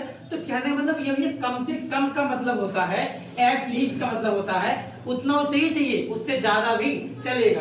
तो 1 हेड का मतलब चेक करो यहाँ पे कहां पर 1 हेड है। सर देखो इस वाले में 1 हेड है, हाँ जी सर इस वाले में 1 हेड है। सर इस वाले में भी 1 हेड है, हाँ जी सर इसमें भी 1 हेड है। सर इस वाले में 1 हेड है, हाँ जी सर इसमें भी 1 हेड है। सर इस 3 में 1 हेड हो गए। लेकिन इस कॉन्सेप्ट के हिसाब से इसने कहा एट लीस्ट 1 हेड, यानी कम से कम 1 हेड हो सकता है, इससे ज्यादा भी हो सकता है। मतलब सर ये भी आंसर के अंदर बनेगा, बिल्कुल बेटा, यानी 2 वाले भी आंसर का पार्ट बनेंगे और खास बात तो ये 3 वाले भी आंसर का पार्ट बनेंगे। तो क्या आंसर का पार्ट नहीं बनेगा? ओनली टी आंसर का पार्ट नहीं बनेगा, क्योंकि टी के अंदर एक भी हेड नहीं आया और उसने साफ साफ कहा था एट लीस्ट 1 हेड, कम से कम एक हेड तो आए, जबकि टी तेरे अंदर तो एक भी हेड नहीं आ रहा, यानी कि तुम्हारे आंसर का पार्ट नहीं है। यानी इस चीज की प्रोबेबिलिटी क्या हो जाएगी बेटा जी? 7/8। सर 7 क्यों लिखा? क्योंकि टोटल 8 आउटकम थे, 8 में से 7 मेरे फेवरेबल है, मेरा फेवरेट है। सर फेवरेट क्यों है? क्योंकि जो क्वेश्चन निकालना है वही तो फेवरेट है। और टोटल क्या है देख लो, टोटल कितने आते हैं? 1 2 3 4 8 ही तो थे। हाँ जी सर 8 थे। ये आंसर आपने सिखाया एट लीस्ट का। अगर सेम ऐसे ही क्वेश्चन एट मोस्ट का आ जाए कि ज्यादा से ज्यादा, तो याद रखना इस वर्ड का मतलब है ज्यादा से ज्यादा, मतलब इससे कम भी हो सकते हैं। यानी कि अगर मैं ऐसा कहूँ एट मोस्ट 1 हेड, इसका मतलब ये हुआ कि इससे कम भी हो सकते हैं, लेकिन एक तो होना ही चाहिए। ठीक है जी, तो ये सारा कॉन्सेप्ट था बेटा कॉइन का। अब हम बात करेंगे अपने सेकंड कॉन्सेप्ट की तरफ। मेरा फर्स्ट कॉन्सेप्ट था कॉइन का, मेरा सेकंड कॉन्सेप्ट है बेटा, उसका नाम क्या था बताओ? उसका नाम था डाइस। जी हाँ, इसे हिंदी में कहते हैं पासा। अब बात करेंगे हम पासे की, सुनना ध्यान से बेटा। तो बात करेंगे अगर डाइस की, पासे की बात करेंगे तो डाइस को हिंदी में कहते हैं पासा। और याद ये रखना है कि सर ये डाइस वही है जो बच्चों ने वो कैसे लूडो खेलते थे, उस लूडो के अंदर एक गोटा हुआ करता था, उसके अंदर 1 से लेके केवल 6 तक काउंटिंग हुआ करती थी। तो आपसे एग्जाम में ये पूछ ले कि बताओ एक डाइस को टॉस करने पर, जो डाइस के साथ टॉस वर्ड यूज नहीं करता, थ्रो वर्ड यूज करता है। तो याद रखना डाइस को थ्रो करेंगे तो सर 1 से लेके 6 तक काउंटिंग आएंगी। और उसने बोल दिया कि बता 7 आने की प्रोबेबिलिटी क्या होगी, तो 7 तो होता ही नहीं है, यानी आंसर इज 0। तो याद रखना प्रोबेबिलिटी 0 भी हो सकती है in case of when outcome is null. जब आउटकम ही कुछ नहीं होगा तो आंसर क्या होगा जी? 0 होगा। ठीक है, ये बात याद रखना। यानी सर डाइस को अगर एक बार टॉस करने पर 1 2 3 4 5 6 आएगा, और क्वेश्चन ऐसा बोल दे कि डाइस को 2 टाइम उछाला तो क्या होगा? याद रखना आपके सिलेबस में 1 टाइम वाला है और 2 टाइम वाला है। तो 2 टाइम का बहुत सिंपल है, याद रखना इसके लिए फॉर्मूला 6 की पावर n। क्या बेटा? 6 की पावर n। सर n मतलब आगे नंबर ऑफ थ्रो कि कितनी बार उछाला गया। अगर सर एक बार उछाला तो आंसर 6 आएगी। और देख लो 1 2 3 4 5 6 तो आए। अगर सर 2 बार टॉस किया तो आंसर कितना आएगा? 6 की पावर 2। जी हाँ, 6 की पावर 2 मतलब कितना? सर 36 आउटकम आएंगे। हाँ जी, 36 आउटकम आएंगे। कब? जब एक डाइस को 2 बार टॉस करेंगे या फिर 2 बार थ्रो करेंगे। सर कौन कौन से? मान लो मैंने उछाला पहली बार, तो मान लो 1 आ गया, मैंने फिर से उछाला, फिर से 1 आ गया। अब मान लो मैं फिर से उछाला, फिर से 1 आ गया, और आपकी बार 2 आ गया, फिर 1 और 3 आ गया, फिर 1 और 4 आ गया, फिर 1 और 5 आ गया, फिर 1 और 6 आ गया। तो सर इस तरीके से ये लाइन आ गई 1,1 की। ऐसी सेम आएगी 2 1 वाली जो कि 2 6 तक जाएगी। ऐसी सेम आएगी बेटा 3 1 वाली जो कि 3 6 तक जाएगी। ऐसी सेम आएगी बेटा 4 1 वाली जो कि 4 6 तक जाएगी। ऐसी बेटा सेम आएगी 5 1 वाली जो कि 5 6 तक जाएगी। ऐसी सेम लाइन आएगी 6 1 वाली जो 6 तक जाएगी। ऐसी सेम लाइन आएगी 7 1 वाली। रुको जरा भैया, ये नहीं आएगा, ठीक है?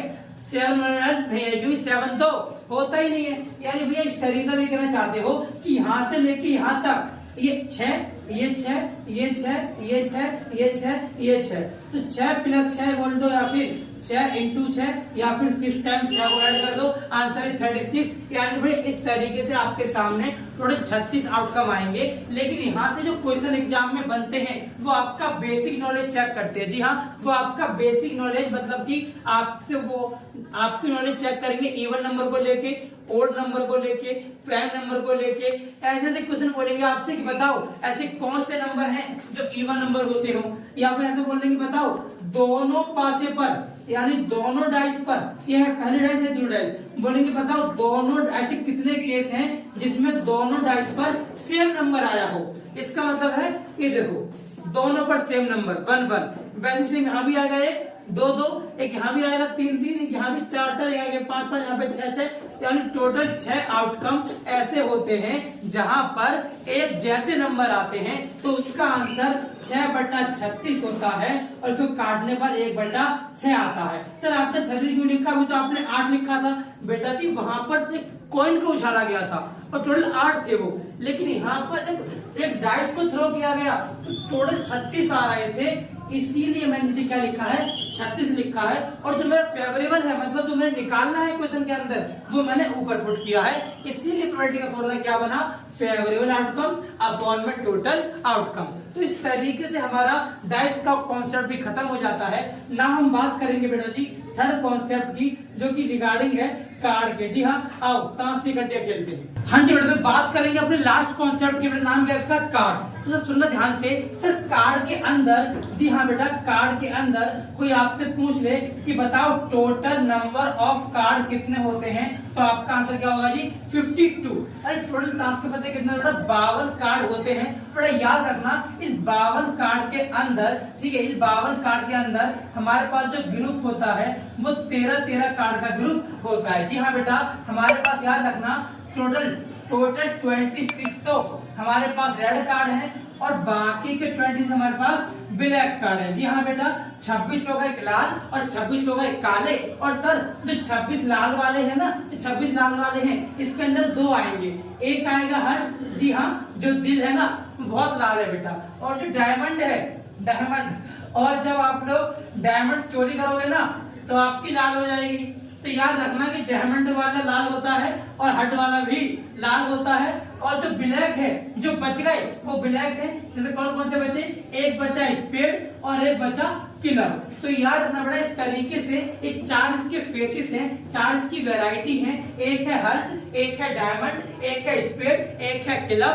स्पेड किलर तू ना काला है, तू कैसा है, ब्लैक है, और डायमंड हर्ट तू ना रेड है। यानी कि सर हर्ट के अंदर डायमंड के अंदर दोनों मिला के 26 कार्ड लाल है, और स्पेड और किलर तेरे दोनों मिला के 26 कार्ड काले हैं। सर दोनों मिला के मतलब कि इसके अंदर 13 कार्ड होंगे, इसके अंदर भी 13 कार्ड होंगे, इसके अंदर भी 13 कार्ड होंगे, इसके अंदर भी 13 कार्ड होंगे। तभी तो बेटा जी इन सभी को जोड़कर 52 कार्ड आ रहा है। अच्छा भैया समझ गया कि हमारे पास इन चारों का सम 52 है और इस सारे 13 कार्ड में डिवाइड है। और सर इसके अंदर बताओ ना, देखो सबसे पहला होता है ए होता है ए, 1 नहीं होता बेटा। यार ना किसी भी कार्ड के अंदर 1 नाम की स्पेलिंग नहीं होती, मतलब कि काउंटिंग वाला 1 नहीं होता, ए होता है। ए के बाद बी नहीं होता बेटा, 2 होता है, दुग्गी कहते हैं इसे कहते हैं इक्का। इसे क्या बोलते हैं, इक्का, एस, इक्का के बाद दुग्गी, इसे दुग्गी बोलते हैं। जो खेलते हैं उन्हें ज्यादा पता होगा। 2 3 4 ऐसे कहां तक आती है काउंटिंग, 10 तक आती है। और 10 के बाद बेटा 3 कार्ड आते हैं जिसमें चित्र बना होता है। जी हाँ, 3 कार्ड ऐसे होते हैं बेटा जिसमें चित्र बना होता है। और हमारे छोटे मोटे बच्चे उनको क्या बोलते हैं, जोकर बोल देते हैं। नहीं सर जोकर कुछ नहीं होता, जोकर तो फेंक देते हैं निकाल के। ताश खेलने वाले बंदे जोकर निकाल के पहले फेंक देते हैं। सर जोकर नहीं होता वो जिसमें ताश चित्र बना होता है। तो याद रखना चित्र वाले बेटा जी हर एक के अंदर 3 कार्ड होते हैं, चित्र वाले, इसीलिए इसको चित्र पत्ता भी कहते हैं। क्या बोलते हैं, चित्र पत्ता।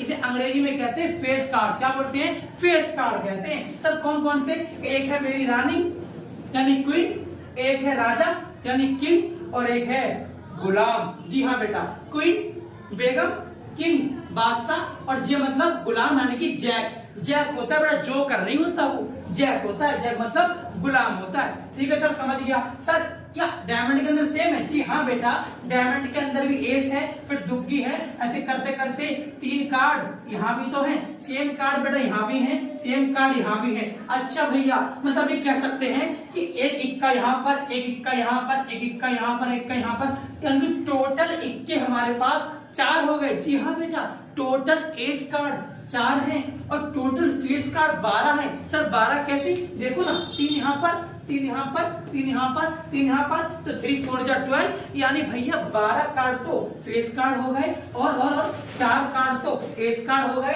अब कोई आपसे पूछ ले, बता 2 रेड कार्ड आने की प्रोबेबिलिटी क्या होगी, 2 रेड एस कार्ड, तो 2 रेड कार्ड तो दो ही होते हैं ना, एक इक्का तो 2/52, तो 2/52 यानी भैया कहने का मतलब ये हुआ कि इस तरीके से हमारे पास टोटल 26 रेड है, 26 ब्लैक है, 4 वैरायटी है। तो ये आपका पूरा कार्ड का कॉन्सेप्ट था। यहाँ से क्वेश्चन ज्यादातर फेस कार्ड से आता है, इक्के से आता है, इस कार्ड से आता है। आपका मेन काम क्या है बेटा, क्लास 10 वाले बच्चों के लिए उनकी बुक में केवल 14.1 है। बहुत ही इजी चैप्टर है बेटा, बहुत ही ज्यादा सिंपल चैप्टर है।